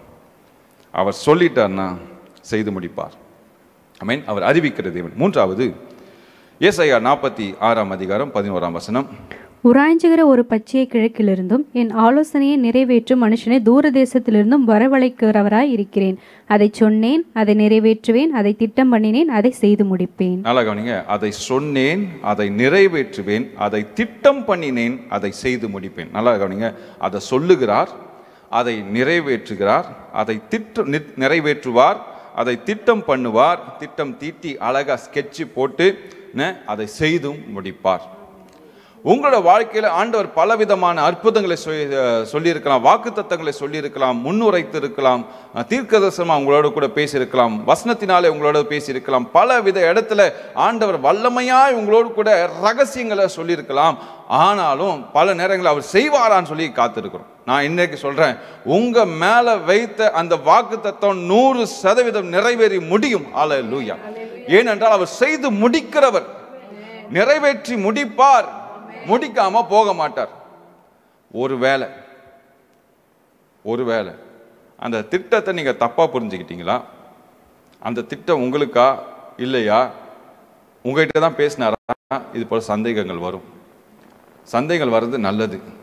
ஆனால் கர்த்தரை சந்தேகப்படாதீங்க, உங்கள் காதை சந்தேகப்படும். நான் சரியாக தான் கேட்டேனா, இல்லை என் மண்டையை சந்தேகம், நீங்கள் சரியாக தான் விளங்கிக்கிட்டீங்களா அப்படி சொல்லி கேளுங்க. ஆண்டவரே இதுலேயும் எனக்கு கொஞ்சம் சரிப்படுத்துங்க, ஆண்டவரே காதை சுகமாக்குங்க, என் மண்டையை கொஞ்சம் சுகமாக்குங்க, உங்கள் திட்டத்தை கரெக்டாக புரிஞ்சுக்கணும், நேர்த்தியாக புரிஞ்சுக்கணும், நான் மாறி. இப்போ வேதாம் வந்து நான் உதாரணம் சொன்னேன், வேதாம் வந்து கர்த்தருடைய திட்டம், இது பிளான், ப்ளூ பிரிண்ட். நல்லா கவனிங்க, ப்ளூ பிரிண்ட். ஒரு வீடு கட்டினா ப்ளூ பிரிண்ட் போடும். என்ன ப்ளூ பிரிண்ட் போட்ட பிறகு மேஸ்திரியோ இன்ஜினியரோ வந்து அந்த பில்டிங்கை கட்டுவாங்க. என்ன மேஸ்திரியோ இன்ஜினியரோ ஒரு பில்டிங்கை கட்டுவாங்க. அதே மாதிரி தான் இந்த ப்ளூ பிரிண்ட்டை வச்சு தான் கிறிஸ்துவம் அடிப்படையில் இருக்குது. நல்லா கவனிங்க. பட் ஏன் இத்தனை டிவிஷன்ஸ் நம்மளுக்குள்ள? ஆர்சின்றாங்க, சிஎஸ்ஐன்றாங்க, ஏகோவா ஏகோ ஏதோ என்னென்னமோ நிறையா நிறையா நிறையா ஏகோவா விட்னஸ்ன்னு சொல்கிறாங்க, யெகோவா மட்டும்தான் சொல்கிறாங்க, ஒன்லி ஜீசஸ்னு ஒன்று இருக்குது. என்ன இது மாதிரி நிறைய பிரிவுகள் எங்கேருந்து வந்துச்சு? வேதாமத்தை அடிப்படையாக வச்சவங்க. அப்போது இந்த திட்டம் எங்கே மிஸ் ஆச்சு? அவர் கொடுத்துட்டார் திட்டம், ஆனால் நம்ம புரிந்து கொள்வதில் பிரச்சனை இருக்கு. செய்து முடிப்பார். எப்படி செய்து முடிப்பார்? அதற்காக நான் என்ன செய்யணும்? இந்த திட்டத்தின்படி போகும்போது தான் அவர் நிறைவேற்றி முடிக்கிற தேவனாக இருக்கிறார். அல்லேலூயா. அவர் ஆல்பா அண்ட் ஒமேகா, ஆதியும் அந்தவுமானவர், முந்தினவரும் முடிக்கிறவுமானவர், எல்லாவற்றையும் செய்து நேர்த்தியாய் முடிக்கிற தேவன். நான் சில நாளுக்கு முன்பாக யோனா பற்றி பேசணும். யோனா பற்றி பேசும்போதெல்லாம் எனக்கு ரொம்ப ரொம்ப பிடிச்ச ஒரு பகுதி என்னென்னா, நல்லா கவனிங்க. யோனா கப்பலில் தப்பிச்சு போகிறார், அதெல்லாம் நம்ம பேசிட்டோம். தப்பிச்சு போகிறார், எல்லாம் அடித்தட்டில் போய் தூங்குறாரு. கடைசியில் புயல் வருது, எல்லாத்தையும் தூக்கி போடுறாங்க. கடைசியில் யோனாவை தூக்கி போடுறாங்க. தூக்கி போட்டுட்டு 3 நாள் மீன் வயிற்றில் இருக்கிறாரு. நேற்று என் கூட இருந்த தம்பி ஒரு அழகான ஒரு கேள்வி கேட்டேன், எனக்கே ஆச்சரியமாக இருந்தது. யோனா வந்து தர்ஷீஸுக்கு போயிட்டாரா கேட்டார். கேட்கும்போது இல்லை, பாதியிலே புயல் அடிச்சது, தண்ணிக்குள்ளே தூக்கி போட்டாங்க. அப்போது மீன் முழுங்கிச்சா? முழுங்கிச்சு. அப்போ 3 நாள் ஏன் ஆச்சு? மீன் ரிட்டர்ன் வரத்துக்கு 3 நாள் ஆச்சா அப்படின்னு சொல்லி கேட்டார். புரியுதா நான் சொல்லுது? தூக்கி போட்டுட்டாங்க, போட்டுட்ட பிறகு மீன் முழுங்கிடுச்சு. இப்போ நடுக்கடலில் இருக்க மீன் இப்போ கரைக்கு வரத்துக்கு 3 நாள் ஆச்சா? நான் யோசித்தேன், மேபி இருக்கலாம். ஆனால் நான் ஒன்று சொன்னேன், நல்லா கவனிங்க. மீன் கரையில் தான் சுற்றிட்டு இருந்துச்சு. யோனா ஜெபித்தார். 2ஆம் அதிகாரம் 9ஆம் வசனத்தில் ஜெபிச்ச உடனே 10ஆம் வசனம் மீனுக்கு கட்டளையிட்டார். இமீடியட்டாக துப்பிடுச்சு. அப்போனா மீன் வந்து வந்துடுச்சு, கரைக்கு வந்துடுச்சு. 3 நாள் டிராவல் பண்ணி வந்துடுச்சுன்னு வச்சுங்களேன். கரையிலேயே சுற்றிட்டு இருக்கு. கர்த்தர் எப்போ செய்ய முடிக்க சொல்கிறாரோ அங்கேயே சுற்றிட்டு இருக்கு. சொல்லி முடிச்ச டவால் வந்து வாந்தி பண்ணி போட்டுச்சு, தூக்கி போட்டுடுச்சு, வெளியே ஸ்பிட் பண்ணிடுச்சு, வெளியே வந்துட்டார் யோனா. அப்போ நல்லா கவனிங்க. இதுக்கப்புறம் ஒரு முக்கியமான விஷயம் இருக்கு. யோனா ப்ரேயர் பண்ணி முடிச்சிட்டாரு. அப்பா மீன் வயிற்றிருந்த நாத்தெல்லாம் கழுவியாச்சு, எல்லாம் கிளீனாச்சு, புது ட்ரெஸ்லாம் போட்டாச்சு. பாண்ட சொல்லாரு, கர்த்தருடைய வார்த்தை 2ஆம் தரம் யோனாக்கு உண்டாகி நினைவேக்கு வா போலான்னு. கமான் லெட்ஸ் கோ அப்படின்னு சொல்லி ஆண்டவர் சொல்றார். இதுதான் எனக்கு பிடிச்ச ஒரு சம்பவமே. யோனா ஸ்டோரியில் மிக மிக பிடித்த ஒரு சம்பவம்னா இதுதான். அப்போது அவர் திட்டங்களை செய்து முடிப்பதற்காக ஒருபோதும் காம்ப்ரமைஸ் ஆகவே மாட்டார். என் பிள்ளை பாவம் 3 நாள் என்ன மீன் வயிற்றுலேருந்து நாத்தெல்லாம் தாங்காமல் இப்போ மீன் யோனா கிட்ட போய் என்ன குழம்பு வச்சுருக்க? மீன் குழம்பு. அம்மா மீன் குழம்பே வேண்டாம் அப்படின்னு சொல்கிற ஒரு மனுஷன். ஏன்னா மீன் வயிற்றுக்குள்ளே இருந்து ஒரே நாற்றம் அடித்து ஒரே காலி பண்ணி யோசிச்சு பாருங்க. அப்போது ஆண்டவர் சொல்கிறாரு, ஆண்டவர் என்ன பண்ணணும்? வா திரும்பி போகலாம், நினைவேக்கு போகலாம். ஆண்டவர் முதல்ல இருந்தா வாப்பா ஸ்டார்ட் பண்ணலாம். ஆண்டவர் எப்பொழுதுமே சொன்னதை செய்து முடிப்பார். Any cost, at any cost. நல்லா கவனிங்க, எனி காஸ்ட், என்ன வேலை கொடுத்தாலும் அதை செய்து முடிப்பார். மீன் நீதிமொழி 21:30. கர்த்தருக்கு விரோதமான ஞானமும் இல்லை, புத்தியும் இல்லை, ஆலோசனையும் இல்லை. கர்த்தருக்கு விரோதமான ஞானமும் இல்லை, புத்தியும் இல்லை, ஆலோசனையும் இல்லை. அதே 16:32 நீதிமொழி 16:32 ரொம்ப அழகான ஒரு வசனம். 16:33 சீட்டு மடியிலே போடப்படும் காரிய சித்தியோ கர்த்தரால் வரும். ஆமென். சீட்டு யோனாக்கு பல கரெக்டாக தான் விடும். நிறைவேற்றி ஆண்டவர் முடிப்பாருங்க, நிறைவேற்றி முடிப்பார். 100% நிறைவேற்றி முடிப்பார். மாற்று கருத்தே கிடையாது. நல்லா கவனிங்க. அந்த திட்டத்தை யாராவது மாத்திரம் சொல்லி ட்ரை பண்ணாங்க. யோசிப்போட வாழ்க்கையை பாருங்க. சூரியன் சந்திரன் வணங்குமா? எப்படி வணங்குன்னு பார்த்துடலாம். அரிக்கட்டுகள் வணங்குமா? எப்படி வணங்குது பார்க்கலாம். உடனே என்ன பண்ண திட்டம் போடுறாங்க. தோபார் சொப்பனகாரன் வந்துட்டான், முதல்ல அவனை காலி பண்ணுவா. அவங்களுக்கு இருந்த கோவனா என்ன, இவன் திட்டம் எப்படி நிறைவேறது பார்க்கலாம். யோசேப்பு மேலே கோபம் இருந்துச்சோ இல்லையோ, அவன் சொன்ன திட்டத்தின் அவன் கொடுத்த ப்ளூ பிரிண்ட் மேலே கோபம் இருந்துச்சு. ப்ளூ பிரிண்ட் மேலே கோவம். நீங்கள் கூட வீடு கட்டணும்னு சொல்லி ரொம்ப ஆசையாக அழகாக ப்ளூ பிரிண்ட் போடுவீங்க. நல்ல ஒரு டிசைனர் ஆர்கிடெக்டர் கூப்பிட்டு ரொம்ப அழகாக ஒரு டிசைன் போடுங்க. டிசைன் போட்ட பிறகு நான் யார்கிட்டே போய் காமிச்ச உடனே பார்த்து சிரிப்பாங்க. இவ்வளோ பெரிய வீடு நீ கட்டிடுவியா? அதுவும் இந்த இடத்துல நீ கட்டுவியா? இல்லை, இதுதான் எங்கள் இன்ஜினியர் போட்டு கொடுத்தார், எப்படி கட்டுறன்னு பார்க்கலாம். உடனே என்ன வருவான்? லேண்டு கம்ப்ளைண்ட்டுன்னு வருவான் பக்கத்து வீட்டுக்காரன். என்ன எலக்ட்ரிக்கல் ப்ராப்ளம் சொல்லிட்டு கரண்ட் கொடுக்க மாட்டேன், இது வந்து இந்த மாதிரி லேண்டு, இதுக்கு இந்த அப்ரூவல் இல்லை அப்படிலாம் வரும். இங்கே பாருங்கள், இதே பிரச்சனை தான் இங்கே ப்ளூ பிரிண்ட் சொல்கிறார் யோசேப்பு. ஆண்டவர் என் கூட இது போல் பேசினாருப்பா அப்படின்னு சொன்ன உடனே இவங்க என்ன சொல்கிறாங்க? எப்படி நிறைவேற்றுறேன்னு நான் பார்க்குறேன், உன் சொப்பனம் எப்படி நிறைவேதுன்னு பார்ப்போம் அப்படின்னு சொல்லிட்டு என்ன பண்ணுறாங்க? முதல்ல கொல்லனா நினைக்கிறாங்க. முடிச்சிடலாம், ஒரே வாட்டி கதையை முடிச்சிடுவோம், எப்படி நிறைவேறுதுன்னு பார்ப்போம். எப்படி காயின் ஆபேல முடித்த மாதிரி முடிச்சிடலாம் சொல்லி பார்க்குறேன். கடைசியில் என்னென்னு அவங்களுக்குள்ளே சின்ன குழப்பங்கள் வருது. ஆண்டவர் அழகா அந்த மண்டைக்குள்ளே சில விஷயங்களை பேசுகிறாரு. கடைசியில் என்னென்னா, இவங்க கொல்லணும்னு நினச்ச பிளான் தான் கடைசியில் எகிப்துக்கு கொண்டு போகுது. ஆண்டோட திட்டம் சில நேரத்தில் அப்படியே வழி தவறி போகிற மாதிரி இருக்கும், ஆனால் ஆண்டவர் நிறைவேற்றுவார். ஆதாம் ஏவாளும் திட்டத்தை விட்டு வெளியே போயிட்டாங்க. அப்போது ஆதாம் மூலமாக ஒன்றும் நடக்காது, ஏன்னா பாவியாக மாறிட்டாங்க. அது பின்பாக இவங்களுக்கு 2 குழந்தை பிறகுது, காயின் ஆபேல் இல்லையா? இவங்களை என்ன பண்ணுறான்? ஆபேலை கொன்னுடுறான் காயின். இப்போது காயின் மூலமாக ஆசீர்வாதம் வராது. இப்போ சாத்தானுக்கு ரொம்ப சந்தோஷம், ஆண்டவரை பார்த்து சிரிக்கிறான். நீங்கள் என்ன தான் திட்டம் போட்டாலும் இது நடக்குமா? இது நடக்கவே நடக்காது ஆண்டவரே. நான் எப்படிப்பட்ட ஆள் தெரியுமா? சில விஷயங்களை வந்து நான் அவ்வளோ சீக்கிரம் நான் விடவே மாட்டேன். நான் பல விஷயங்களை பிளான் பண்ணுவேன், பிளான் பண்ணி அதை நேர்த்தியாக நடத்துவேன் அப்படி சொல்லுவான். சொல்லியிருக்கலாம், இது சொன்னான்னு சொல்லிட்டு பைபிள் இல்லை, நான் சொல்கிறேன். ரொம்ப அழகாக திட்டங்கள்லாம் போட்டு பிளான்லாம் பண்ணி பல யோசனைகளை சாத்தான் யோசிக்கலாம். ஆனால் நீங்கள் பார்த்தீங்கன்னா வசனம் எனக்கு ஞாபகம் இல்லை, இங்கே கண்டுபிடிச்சிங்க பாருங்க. 4ஆம் அதிகாரம், ஆதியாகமம் 4ஆம் அதிகாரம் 25ஆம் வசனம். ஆதியாகமம் 4:25. ஆதியாகமம் 4:25. பின்னும் ஆதாம் தன் மனைவியை அறிந்தான், அவள் ஒரு குமாரனை பெற்றான். காயின் கொலை செய்து ஆபேலுக்கு பதிலாக தேவன் எனக்கு இன்னொரு புத்திரனை கொடுத்தார் என்று சொல்லி அவனுக்கு சேத் என்று பெயரிட்டாள். சேத்தும் ஒரு குமாரன் பிறந்தான், அவனுக்கு ஏனோஸ் என்று பெயரிட்டாள். அப்பொழுது மனுஷர் கர்த்தருடைய நாமத்தை தொழுது கொள்ள ஆரம்பித்தார்கள். இதுதான் கர்த்தருடைய திட்டம். முடிஞ்சு போச்சுன்னு சொல்லி எல்லாமே நினைக்கலாம், எல்லாம் இட்ஸ் ஓவர்னு சொல்லி சாத்தான் சந்தோஷப்படலாம், இயேசுவை கொன்னுட்டோன்னு சொல்லி சந்தோஷப்படலாம், ஆபிரகாம் வேற ஒரு பிளானை செலக்ட் பண்ணிட்டான் சந்தோஷப்படலாம், யோசேப்பை வித்து போட்டுட்டான்னு சொல்லி சாத்தான் சந்தோஷப்படலாம், காயின் ஆபேலை கொண்டுட்டான்னு சொல்லி சந்தோஷப்படலாம். ஆனால் கர்த்தர் ஒரு புதிய துவக்கத்தை தொடங்கிட்டே இருப்பார். அவரோட பிளான் வந்து கரெக்டாக போயிட்டே தான் இருக்கும். உங்கள் மேலே வச்ச திட்டம் ஒருபோதும் மாறாது தம்பி தங்கச்சி சகோதரி. ஆண்டவர் உங்கள் மேலே வச்ச திட்டம் ஒருபோதும் மாறாது. அது செய்து முடிக்கிறவர். அல்லேலூயா. அவர் ஒருபோதும் சொன்னது தடைபடாது.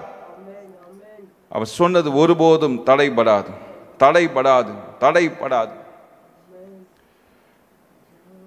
அல்லேலூயா. அவர் ஒருபோதும் அவர் திட்டங்கள் தடைபடாது. பிலிப்பியர் 1ஆம் அதிகாரம் 5ஆம் வசனம். உங்களில் நற்கிரியை தொடங்கினவர் அதை இயேசு கிறிஸ்துவின் நாள் பரியந்தம் முடிய நடத்தி வருவார் என்று நம்பி. ஆமென். அவர் முடிக்க ட்ரை பண்ணிட்டே இருப்பார், அதை செயல்படுத்தி கொண்டே இருப்பார், அதுக்கான வேலையை செய்துக்கிட்டே இருப்பார். ஏன்னா அவருக்கு அவர் திட்டம் நிறைவேறி முடியும் என்று சொல்லி நன்றாக தெரியும். 72 ஜெனரேஷன்னா கரெக்டாக 72 ஜெனரேஷன், 72 தலைமுறை. 4000 ஆண்டுகள்னா 4000 ஆண்டுகள், 33 வருஷங்கள்னா 33 வருஷங்கள். யோசேப்புக்கு எகிப்தில் இத்தனை நாட்கள்னா இத்தனை நாட்கள் சிறைச்சாலையில், போத்திபார் வீட்டில் இத்தனை நாள்னா போத்திபார் வீட்டில் அத்தனை நாள் தான். அதுக்கு பின்பா சிறைச்சாலை போகணுன்னா போய் தான் ஆகணும். சிறைச்சாலையில் எத்தனை கெஞ்சி கூத்தாடி அங்கே வருகிற பானபாத்திரங்கிட்ட கெஞ்சி கூத்தாடினாலும் வேலை நடக்காது. அவர் தீர்மானித்த நேரத்தில் செய்து முடிப்பார். ராஜாவை போய் மீட் பண்ணும் சொல்லி யோசிப்பு எவ்வளோ ட்ரை பண்ணி, எப்பா நீ போய் கொஞ்சம் ரெக்கமெண்டேஷன் கொடுத்து அவன் கொடுக்க மாட்டான். ஆனால் ஆண்டவர் ரெக்கமெண்ட் பண்ணுன்னு சொன்னால் ரெக்கமெண்ட் பண்ணுவான். நீங்கள் பல காரியங்களை பல லெட்டரை வச்சுட்டு யோசித்துக்கொள்ளலாம். எப்போ யார்கிட்ட போகலாம், இந்த எம்எல்ஏ கிட்ட போகலாமா, அந்த ஆஃபீஸர்கிட்ட போகலாமா, இந்த அதிகாரிகிட்ட போகலாமா, எப்பா எனக்கு கொஞ்சம் ரெக்கமெண்டேஷன் கொடுங்கன்னு சொல்லி பலரை நீங்கள் தேடி போகலாம்.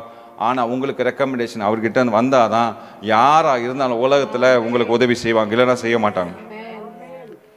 நான் ஆண்டவர் செய்து முடித்த ஒரு அற்புதமான ஒரு காட்சியை, ஒரு சம்பவத்தை உங்களுக்கு காண்பித்து அடுத்த பகுதிக்கு நான் செல்லுகிறேன். நல்லா கவனிங்க. ரொம்ப ரொம்ப பியூட்டிஃபுல்லான பகுதி. ரொம்ப மெதுவாக நம்ம வாசிப்போம். வேணும்னா வேதாமத்தை நீங்கள் எடுத்துக்கொள்ளுங்க. என்ன நான் சொல்கிறேன், 2 நாளாகமம் 6ஆம் அதிகாரம். சரியா? 2 நாளாகமம் 6ஆம் அதிகாரம். பேஜ் நம்பர் சொல்லுங்களேன் யாராவது. 2 நாளாகமம் 6ஆம் அதிகாரம் பேஜ் சொல்லுங்கள், எடுத்துக்கொள்வதுக்கு ஈஸியாக இருக்கும்.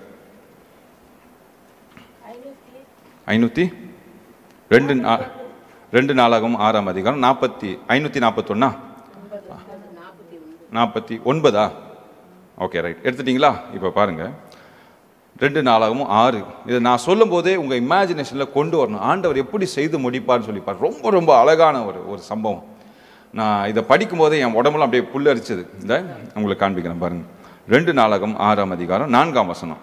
அவன் சொன்னது, இஸ்ரவேலின் தேவனாகிய கர்த்தருக்கு ஸ்தோத்திரம். அவர் என் தகப்பனாகிய தாவீதுக்கு தம்முடைய வாக்கினால் சொன்னதை தம்முடைய கரத்தினால் நிறைவேற்றினார். இது ஒரு பகுதி, இது அப்படியே இருக்கட்டும். இங்க பாருங்க, இங்க தாவீதுக்கு ஆண்டவர் சொல்லுகிறார், வாக்கினால் சொன்னதை தம்முடைய கரத்தினால் நிறைவேற்றி முடித்தார் என்று சொல்லி யார் சொல்றாருன்னா, சாலமோன் தேவனுடைய ஆலயத்தை கட்டின பின்பு சொல்ற ஒரு வாக்கம், என்ன ஒரு சம்பவம். இதுக்கு பின்பாக அந்த சம்பவம் முடிந்த பின்பு அதை கட்டி முடிச்சாச்சு. இன்னைக்கு பிரதிஷ்டை.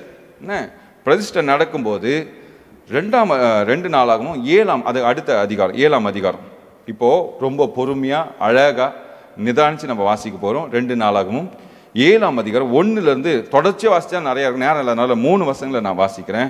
நல்லா கவனிச்சு வாசிங்க, புரிந்து வாசிங்க. நீங்களும் உங்க பைபிளை பாருங்க, டிவியை பார்க்காதீங்க, பைபிளை பாருங்க. இப்போ 2 நாளாகவும் 7:1. சாலமோன் ஜெபம் பண்ணி முடிக்கிற போது அக்கினி வானத்திலிருந்து இறங்கி சர்வாங்க தகன பலியையும் மற்ற பலிகளையும் பட்சித்தது. கர்த்தருடைய மகிமையையும் ஆலயத்தை நிரப்பிற்று. இருங்க, இப்போ நான் வாசிக்கிறேன். சாலமோன் ஜெபம் பண்ணி முடிக்கிற போது அக்கினி வானத்திலிருந்து இறங்கி சர்வாங்க தகன பலியும் மற்ற பலிகளையும் பட்சித்தது. கர்த்தருடைய மகிமை ஆலயத்தை நிரப்பிற்று. அந்த பலியெல்லாம் முடிஞ்ச உடனே கர்த்தரோட மகிமை அந்த ஆலயத்தின் மேலே இறங்கி வருது. எப்படி இருக்கும் பாருங்களேன், யோசித்து பாருங்க. அந்த மகிமை வானத்திலிருந்து இறங்கி வந்து அவர் பிரியப்பட்ட ஆலயத்தின் மேலே தாவீது முயற்சி செய்து எப்படியா கட்டணும்னு சொல்லி அதுக்கான பொருட்கள்லாம் சேர்த்து வச்ச தாவீது இப்போ ஆண்டவர் சொல்லிட்டாரு, உன்னால செய்ய முடியாதுப்பா, உன் பையனை கொண்டு தான் செய்வேன்னு சொல்லிட்டாரு. இப்போ சாலமோன் என்ன பண்ற, அந்த ஆலயத்துக்காக எல்லாத்தையும் நேர்த்தியா பார்த்து ஒரு செங்கல் எப்படி இருக்கணும், ஒரு இடம் எப்படி இருக்கணும், ஒரு மூளை எப்படி இருக்கணும், நடுமையம் எப்படி இருக்கணும், கர்த்தருடைய ஆலயத்து உள்பிரகாரம் எப்படி இருக்கணும், வெளிப்பிரகாரம் எப்படி இருக்கணும், பெட்டி எங்க வைக்கணும், எல்லாத்தையும் நேர்த்தியா பார்த்து செய்து முடிச்சுட்டு எல்லாரும் அந்த ஆலயத்துக்கு வெளியே நிற்கிறாங்க. யாரும் உள்ள போல, வெளியே நிற்கிறாங்க. பாருங்க, சர்வாங்க தகனி பலியையும் மற்ற பலிகளையும் பட்சித்து கர்த்தருடைய மகிமை ஆலயத்தை நிரப்பியது. ஏன்னா 2ஆம் வசனம், கர்த்தருடைய மகிமை கர்த்தருடைய ஆலயத்தை நிரப்பினதால் ஆசாரியர்கள் கர்த்தருடைய ஆலயத்துக்குள்ளாய் பிரவேசிக்க கூடாது இருந்தது. யோசிச்சு பாருங்க, அந்த மகிமை நிரம்பி இருக்கு. கர்த்தர் வாக்கினால் சொன்னதை கரத்தினால் நிறைவேற்றி முடித்ததை என்ன எப்படி பண்றார்னா, அபிஷேகம் பண்ணுகிறார். தம்முடைய இடமாய் அதை மாற்றிக்கொள்கிறார், சுகந்தரித்துக் கொள்ளுகிறார். அழகா அந்த இடத்துல பிரசனம் நிறைஞ்சிருக்கு. யாரும் கிட்ட கூட போக முடியலைங்க, அவ்வளோ ரொம்ப வல்லமையான பிரசனம். ஒவ்வொரு முறையும் ஆண்டவர் உங்க மேல இருக்க திட்டத்தை நிறைவேற்றி முடிக்கும் போது ஆண்டவருடைய பிரசனம் களி கூறுங்க. ஐயோ, என் பிள்ளை ஒண்ணுமே உத்தமமான பிள்ளை முடிச்சுட்டு வந்திருக்கான்பா, என்னோட பிள்ளை முடிச்சுட்டு வந்திருக்கான்னு சொல்லி ஆண்டோட உள்ளம் சந்தோஷப்படும். உலகத்துல நீங்க யாரை பிரைஸ் பண்ணணும்னு சொல்லி நினைக்கிறீங்களோ, யாரை பிரியப்படுத்துறீங்கன்னு நினைக்கிறீங்களோ எனக்கு தெரியாது. ஆனா நமக்கு ஒரு நாள் வரும், அன்னைக்கு ஆண்டவரை பிரியப்படுத்துற வாழ்க்கை நம்ம வாழ்ந்திருக்கும் போது தான் பாருங்க, ஆண்டவர் மகிமையில நம்ம பார்த்து சொல்லுவாரு, உண்மையும் உத்தமமான ஊழியனே, இந்த ஒரு சர்டிஃபிகேட் நீங்கள் வாங்கிட்டீங்கன்னு வச்சிங்களேன், உங்கள் வாழ்க்கையில் நீங்கள் செஞ்ச புண்ணியமோ என்னவோ அது மாதிரி ஒரு வாழ்க்கை உங்களுக்கு கிடைக்கவே கிடைக்காது. அது போல ஒரு சர்டிஃபிகேட் உங்களுக்கு கிடையவே கிடையாது. அல்லேலூயா. 3ஆம் வசனம், அக்கினி இறங்குகிறதையும் கர்த்தருடைய மகிமை ஆலயத்தின் மேல் தங்கியிருக்கிறதையும் இஸ்ரவேல் புத்திரர் எல்லோரும் கண்டபோது தலவரிசை மட்டும் தரையிலே முகங்குப்புற குனிந்து பணிந்து, கர்த்தர் நல்லவர், அவருடைய கிருபை என்றுமுள்ளது என்று சொல்லி அவரை துதித்தார்கள். இந்த இடத்துல என்ன நடக்குதுன்னா, கர்த்தருடைய மகிமை ஆலயத்தின் மேல தங்கி இருக்கிறத இஸ்ரவேல் புத்திரர் எல்லோரும் பார்க்கறாங்க. எப்படி எகிப்திலிருந்து சேனையா புறப்பட்டு வந்தாங்களோ, இவங்க எல்லாரும் முக்கியமான ஒரு சம்பவம், எதற்காக எகிப்திலிருந்து புறப்பட்டு வந்தாங்களோ அது இந்த நாளில் நிறைவேறி கொண்டிருக்கிற இஸ்ரவேல் ஜனங்கள் எல்லோரும் கண்ணு கூடாய் பார்க்கிறாங்க. எதற்காக எகிப்திலிருந்து வந்தாங்க அது இந்த இடத்துல நிறைவேறி கொண்டிருக்கிறது, கண்ணால பார்க்கிறாங்க. பார்த்துட்டு நீங்க பாருங்க, கர்த்தரின் மகிமை ஆலயத்தின் மேல் தங்கி இருக்கிறதையும் இஸ்ரவேல் புத்திரர் எல்லோரும் கண்டபோது, இஸ்ரவேல் புத்திரர் எல்லோரும் கண்டபோது தலை வரிசை மட்டும் தலையில முகங்குப்புற குனிந்து பணிந்து கர்த்தர் நல்லவர், அவருடைய கிருபை என்றும் உள்ளது என்று சொல்லி அவரை துதித்தார்கள். இதுதான் அவர் செய்து முடிப்பார். வாக்கினால் சொன்னதை தம்முடைய கரத்தினால் செய்து முடியும். ரெண்டு பாயிண்ட் நான் முடிச்சிடுறேன். எப்பொழுது செய்து முடிப்பார்? when will he finish it? எப்பொழுது செய்து முடிப்பார்? இப்போ நம்மளுடைய லைஃப்லாம் எப்படி பார்த்தீங்கன்னா, fast food life. Fast food noodles வேணும்னா ஒரு கப்பில் இருக்குது, அதுக்குள்ளே சுடு தண்ணி ஊற்றினா போதும் நூடுல்ஸ் வந்துடும். காஃபி பீன்ஸை நீங்கள் அரைக்க வேணாம், எதுவும் பண்ண வேணாம், இன்ஸ்டன்ட் காஃபி. தூள் எடுத்து பாலில் போட்டு கலக்கி சக்கரை போட்டால் ஃபில்டர் காஃபி ரெடி ஆகிடும். கடையில் போய் 2 நிமிஷத்தில் பிரியாணி செய்யறதுக்கு ரொம்ப நேரம் ஆகும். 2 நிமிஷத்தில் போட்டால் அரிசி தூக்கி போடுவான், கொஞ்சம் சிக்கனை தூக்கி போடுவான், சில சோயா சாஸ் அது இதுன்னெல்லாம் போட்டு ஃப்ரைட் ரைஸ். ஃபாஸ்ட் ஃபுட்டுக்கா நம்ம எல்லாமே இமீடியட்டாக வேணும், உடனே வேணும். சுட சுட கொடுங்க. ஹோட்டல் போனால் சுட ஏப்பா அவன் ஸ்டவ் பற்ற வச்சா தான் சுட கொடுக்க முடியும். இருந்தாலும் அப்புறம் சுட வேணால் நெருப்பு தான் தரணும். சுட வேணும். நம்ம ஃபாஸ்ட் ஃபுட் லைஃப்பில் போயிட்டே இருக்கும். ஆனால் ஆண்டவர், நான் ஏற்கனவே சொன்னேன், ஆண்டோட திட்டம், காலம், நேரம் இதெல்லாம் ஒன்று இருக்கு. அதன்படி தான் ஆண்டவர் எல்லாவற்றையும் செய்வார். அல்லேலூயா. அதுக்குள்ளாக நீங்கள் போய் கேட்டீங்கன்னா நடக்காது. இன்ஸ்டண்ட்டாக வேணும், உடனே வேணும். ஆண்டவர் கொடுங்கன்னா என்ன பண்ணுவார் அவர்? டேய், ஏன் டைமுக்கு வெயிட் பண்ணுப்பா, அவசரப்பட்டனா ஒன்றும் நடக்காது. முதல்ல உன்னை வளையணும், உனக்கு நான் அதுக்கு தகுதி ஆக்கணும். அந்த ஆசீர்வாதத்தை நீ எப்படி அனுபவிப்பதற்கான பாத்திரம் உன் கையில் இருக்கணும். நான் பாட்டு சும்மா எடுத்து வந்து கொட்டணும். இப்போது ஒரு 10 கிலோ அரிசியை உன் கையில் கொடுக்குறாங்க, ரேஷனில் கொடுக்குறாங்கன்னா நீங்கள் என்ன பண்ணால் பேக் எடுத்துகிட்டு போகணும். பேக் எடுத்துகிட்டு போனால் தான் அரிசி வாங்கிட்டு வர முடியும். வெறும் கையில் போனீங்கன்னா எங்கள் பாக்கெட்டில் போட்டு வர முடியும் அரிசியை? அப்போ நான் பேக் எடுத்துகிட்டு போகணும். அப்போது அந்த ஆசீர்வாதத்தை பெற்றுக்கொள்ளத்தக்கதான பாத்திரம் உங்கள் கையில் இருக்கணும். இல்லாமல் சும்மா வெறும் கையில் போயிட்டு எனக்கு அரிசி கொடுங்க சொன்னால் ரேஷன் கடையில் எப்படி கொடுப்பான்? பேக் வச்சிருக்கியா? ரேஷன் கடையில் போய் ஒரு பேக் இருக்குமா? யோசிச்சு பாருங்களேன். ரேஷன் கடையில் அரிசி கொடுக்கறதே பெரிய விஷயம், உங்களுக்கு பேக் வேறு போட்டு கொடுப்பாங்களா? அப்போது நீங்கள் என்ன பண்ண, ஆயத்தமாக போகணும். அப்போது ஆண்டவர் சொன்னதை செய்து முடிக்கிற வரைக்கும் நீங்கள் என்ன பண்ணணும்னா அதுக்கான தகுந்த பாத்திரமாக ஆண்டவர்களை மாற்றணும், வணையணும், புடமிடணும், நெருக்கணும், மிதிக்கணும், நசுக்கணும், அக்கினா சுட்டரிக்கணும். அதை தாங்கி நீங்கள் கொண்டு வர அளவுக்கு உங்ககிட்ட பலன் இருக்கணும். when he will finish it, எப்போ முடிப்பார்? தமக்கு ஏற்ற நேரத்தில் அதை செய்து முடிப்பார். அல்லேலூயா. தமக்கு ஏற்ற நேரத்தில் அவர் செய்து முடிப்பார். அல்லேலூயா. ஆமென். கலாத்தியர் 4:5 காலம் நிறைவேறின போது ஸ்திரீயினிடத்திற்கு பிறந்தவரும் நியாய பிரமாணத்திற்கு கீழானவரும் ஆகிய தம்முடைய குமாரனை தேவன் அனுப்பினார். அப்போ காலம் நிறைவேறின போது அப்போதான் ஆண்டவரோட திட்டங்கள். நல்லா கவனிங்க. இந்த டைமை உண்டாக்குனது யார்? அப்போ டைமை உண்டாக்கலன்னா நமக்கு வாட்சே கிடையாது. சூரியன் ஏறவும் இறங்கவே மாறாது, அப்படியே ஒரு இடத்துல நிற்கும். சந்திரன் அப்படியே இருக்கும். எது இரவு எது பகல் நமக்கு தெரியாது. ஸோ அதை உண்டாக்குனவர் அவர் தான். ஓகேவா? God has his time, but உங்கள் கையில் ஓடுற டைம் கிடையாது. அது நல்லா கவனிங்க. கர்த்தருக்கு நேரம் இருக்குது, காலங்கள் இருக்குது. அது உங்கள் செவுத்துல மாட்டியிருக்க கிளாக் கிடையாது, உங்கள் வாட்சில் ஓடுற கிளாக் கிடையாது. He has his own time. அவருக்கு நேரங்கள் அவருடைய கையில் இருக்குது, காலங்கள் அவருடைய கையில் இருக்கிறது. அது எப்போ நிறைவேற்றணும், எப்போ முடிக்கணும், எப்போ துவக்கணும், எப்போ ஸ்டார்ட் பண்ணணும், எப்போ கொஞ்சம் ட்ரெயின் பண்ணணும், எல்லாம் அவர் கையில் இருக்குது. உங்களோட திட்டங்கள் நிச்சயமாய் செல்லுபடி ஆகாது, உங்களோட எண்ணங்கள் செல்லுபடி ஆகாது. அவர் என்ன பிளான் பண்ணியிருக்காரோ அதுதான் நடத்தி முடிப்பார். கடைசி பாயிண்ட் நான் முடிச்சிடுறேன். எபிரேயர் 6:11. நீங்கள் அசதியாயிராமல் வாக்குத்தத்தமான ஆசீர்வாதங்களை விசுவாசத்தினாலும் நீடிய பொறுமையினாலும் சுதந்தரித்துக் கொள்ளுகிறவர்களை பின்பற்றுகிறவர்களுமாய் இருந்து. 12 உங்களுக்கு நம்பிக்கையின் பூர்ண நிச்சயம் உண்டாகும்படி நீங்கள் யாவரும் முடிவு பரியந்தம் அப்படியே ஜாக்கிரதை காண்பிக்க வேண்டும் என்று ஆசையாய் இருக்கிறோம்.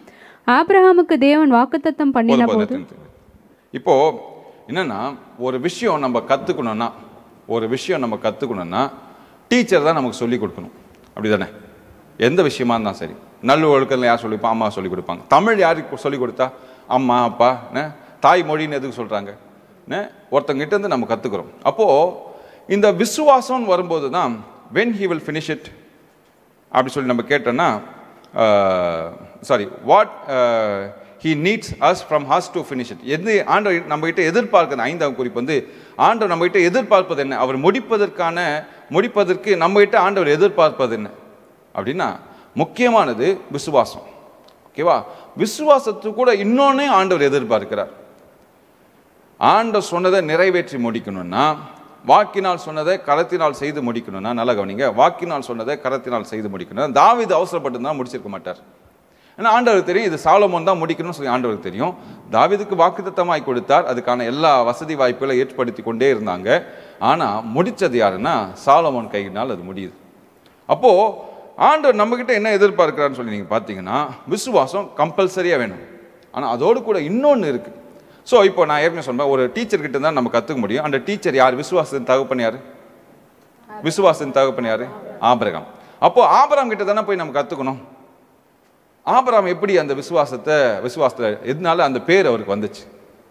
ஆபிரகாமுக்கு விசுவாசத்தின் தகப்பன் சொல்லி எதனால் வந்துச்சுன்னு சொல்லி பார்த்தீங்கன்னா, நல்லா கவனிங்க. இப்போ எக்ஸ்பர்ட் கிட்ட போகிறோம். யார்?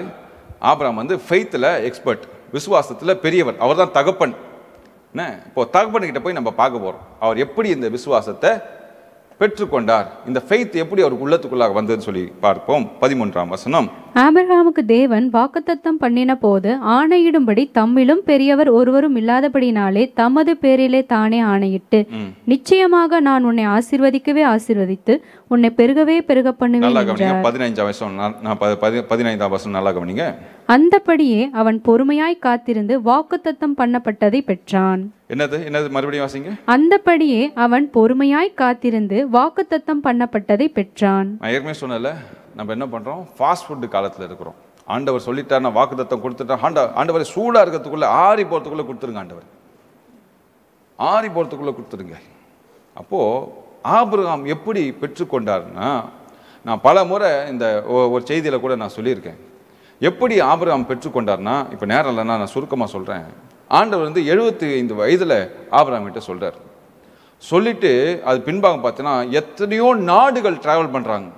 நாடுகள் ட்ராவல் பண்ணிட்டு திருப்பி எங்கன்னு பார்த்தீங்கன்னா, எங்கே ஆரம்பித்தாங்களோ அதே இடத்துல வந்துடுவாங்க. இப்போ ஆண்டவர் சொல்கிறார், இந்த தேசத்தின் நீளமோ அகலமோ சுற்றி திரியின்வார். திருப்பி இந்த மனுஷன் பாங்க எல்லாத்தையும் சுற்றி திரிவார், பலியை விடுவார். இதெல்லாம் பார்த்தீங்கன்னா 25 ஆண்டுகள் இந்த மனுஷன் இந்த வாக்குத்தத்தை மட்டும் பாக்கெட்டில் வச்சுக்கிட்டு கையில் ஒன்றும் இல்லாமல் ஓட்டாண்டியாக சுற்றிக்கிட்டே இருப்பார். நடுவில் சில குழப்பங்கள்லாம் வரும், அது வேற விஷயம். ஆனால் ஆபிரகாம் பொறுமையோடு காத்திருந்து 25 ஆண்டுகள் கழித்து ஆண்டவர் ஆசீர்வாதத்தை கொடுக்கிறார். இன்றைக்கு நீங்கள் 21 நாள் வந்து ஃபாஸ்டிங்கில் இருந்துட்டீங்க, ஜெபிச்சிட்டீங்க. ஆண்டவர் பலவிதமான காரியங்களை நம்மளோட இருதயத்தில் வைத்திருக்கிறார். நான் ஏற்கனவே சொன்னேன், இந்த 21 நாள் யாருக்கு ஆசீர்வாதமாக இருந்துச்சோ எனக்கு தெரியாது, ஆனால் எனக்கு ரொம்ப ஆசீர்வாதமாக இருந்தது. ஆசீர்வாதமாக இருந்ததை விட நிறைய அடி வாங்கியிருக்கேன். நான் நிறைய அடி வாங்கியிருக்கேன். ஆண்டவர் நிறைய இடத்துல இது சரியில்லைப்பா, இது சரியில்லைப்பா, இது மாற்றிக்கோ. சில நேரத்தில் என்ன சொல்கிறது, கண்ணத்தை பிடிச்சி கிள்ளி கூட சொன்னார், சில நேரத்தில் காதை பிடிச்சி கிள்ளி சொன்னதில்லை, தலையில் கொட்டி சொன்னார். நான் இது போல் எல்லா இடத்துலையும் எனக்கு ஆண்டவர் பேசிக்கிட்டே இருந்தேன். இதுதான் செய்யணும், இது செய்யக்கூடாது, இதில் போய் விழுந்துடாத, இது தேவையில்லாத வேலை, இதில் போய் நீ மாட்டிக்காத அப்படி சொல்லி பல இடங்களில் ஆண்டவர் தெளிவுபடுத்தி இதில் போகவே கூடாது, இதில் நிறுத்து, இப்படி செய், இப்படி யோசிக்காத அப்படி சொல்லி ஆண்டவர் பல இடங்களில் என்னோடு கூட பேசி ஆண்டவர் அற்புதமான காரியங்களை செய்தார். அல்லேலூயா. அருமையான சகோதரியே, கர்த்தர் செய்ய நினைத்தது தடைபடாது. அல்லேலூயா. கர்த்தர் செய்ய நினைத்தது தடைபடாது. அவர் வாக்கினால் சொன்னதை தம்முடைய கரத்தினாலே செய்து முடிப்பார். Thank you Jesus. ஸோ ஆண்டவர் நம்ம இடத்துல எதிர்பார்க்கிறார்னா, எல்லாவற்றுக்கும் மேலாக விசுவாசத்துக்கு மேலாக ஒன்று இருக்கு, என்னன்னா பொறுமை. ஸோ விசுவாசம் அண்ட் பொறுமை இது ரெண்டும் சேர்ந்துச்சுன்னா ஆண்டவர் செய்ய நினைத்தது தடைபடாது. நிறைய பேருக்கு விசுவாசம் இருக்கு, ஆனால் பொறுமை இல்லை. விசுவாசம் எல்லாருக்குமே இருக்கு. நம்ம கூட சொன்னால் விசுவாசி பிரதர், அவர் பிலீவரா? ஆமாம், பெரிய பிலீவர். அவர் சபையில் ஆல்மோஸ்ட் சபை ஆரம்பித்த நாள்லேருந்து கல் எடுத்து வச்சதே அவர் தான். விசுவாசியாக இருக்கார். எவ்வளோ பொறுமையான மனுஷன்னா தொட்டதுக்கெல்லாம் கோவம் வந்துடும், தொட்டதெல்லாம் புர்ருன்னு ஆயிடுவார். விசுவாசமும் பொறுமையும் வேணும். ஆண்டோட சுதந்திரத்தை, ஆண்டோட ஆசீர்வாதத்தை நீங்கள் பெற்றுக்கொள்ளணும்னா என்ன வேணும்?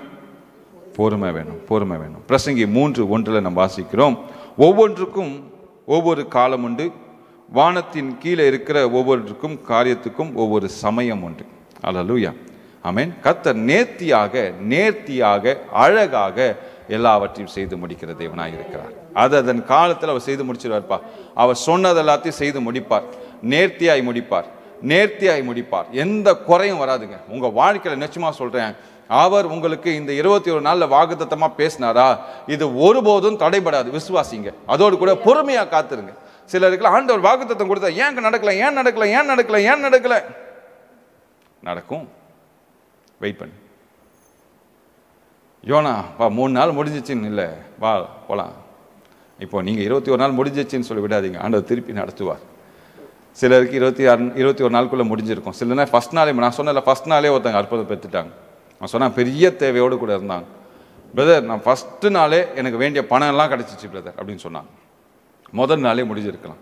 சிலருக்கு 10ஆம் நாளில் முடிஞ்சிருக்கலாம், சிலருக்கு நேற்று முடிஞ்சிருக்கலாம், இன்னைக்கு முடிஞ்சிருக்கலாம், சிலருக்கு இன்னும் முடிஞ்சிருக்காது.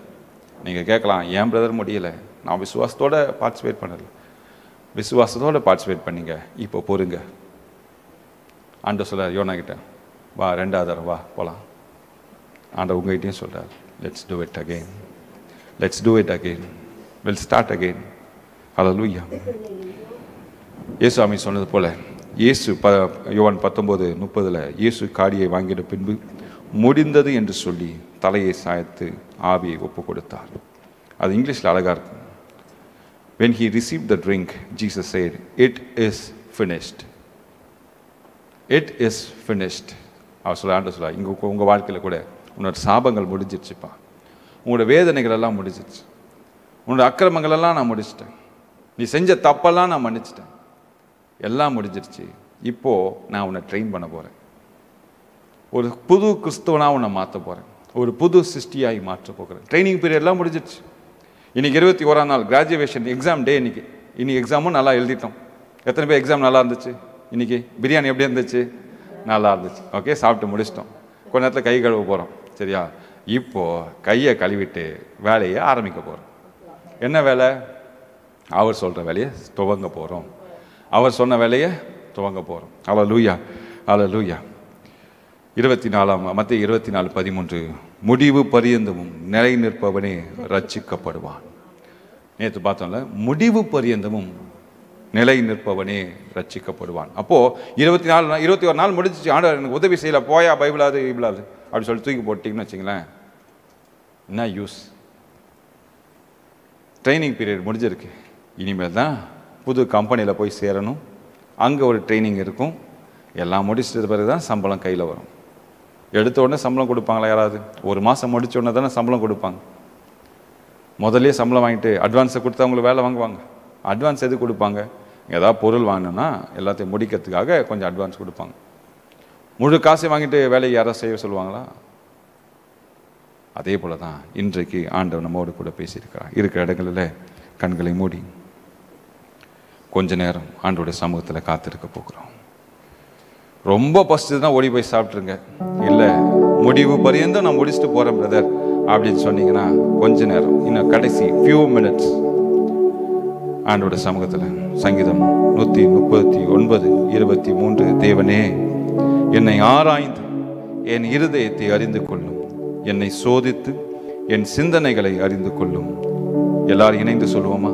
வேதனை உண்டாக்கும் வழி என்னிடத்தில் உண்டோ என்று பார்த்து நித்திய வழியிலே என்னை நடத்தும். வேதனை உண்டாக்கும் வழி உண்டோ என்று பார்த்து நித்திய வழியிலே என்னை நடத்தும். வேதனை உண்டாக்கும் வழி என்னிடத்தில் உண்டோ என்று பார்த்து நித்திய வழியிலே என்னை நடத்தும். நித்திய வழியில என்னை நடத்தும். நித்திய வழியில என்னை நடத்தும். எல்லாம் சொல்லுங்க, ஆண்டவரே நித்திய வழியில என்னை நடத்தும், என்னை நடத்தும், என்னை நடத்தும், என்னை நடத்தும். கம் ஆன் லார்ட், நடத்துங்க ஆண்டவரே, நடத்துங்க ஆண்டவரே, நித்திய வழியில என்னை நடத்துங்க. ஆண்டவர் நடத்துவார், ஆண்டவர் நடத்துவார், ஆண்டவர் நடத்துவார். உங்களை கொண்டு போய் சேர்ப்பார், கொண்டு போய் சேர்க்க வேண்டிய இடத்துக்கு கொண்டு போய் சேர்ப்பார். உங்களோட டெஸ்டினேஷன் பாயிண்ட் கண்டிப்பாக நீங்கள் போய் சேர்வீங்க. நீங்கள் போய் சேர வேண்டிய இடத்துக்கு நிச்சயமாய் கொண்டு போய் சேர்வீங்க. உங்களுக்கு வேண்டிய ஆசீர்வாதம் நிச்சயமாக உங்கள் கையில் வரும். காரிய சித்தியோ கர்த்தரால் வரும். ஹல்லேலூயா.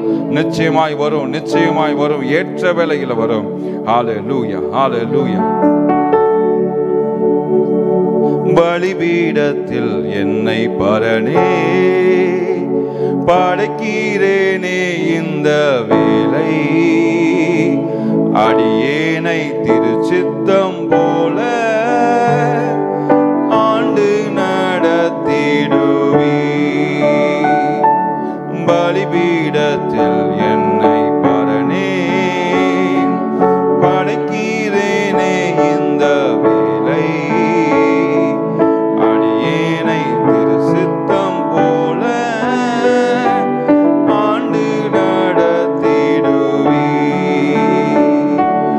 கல்வாரியில்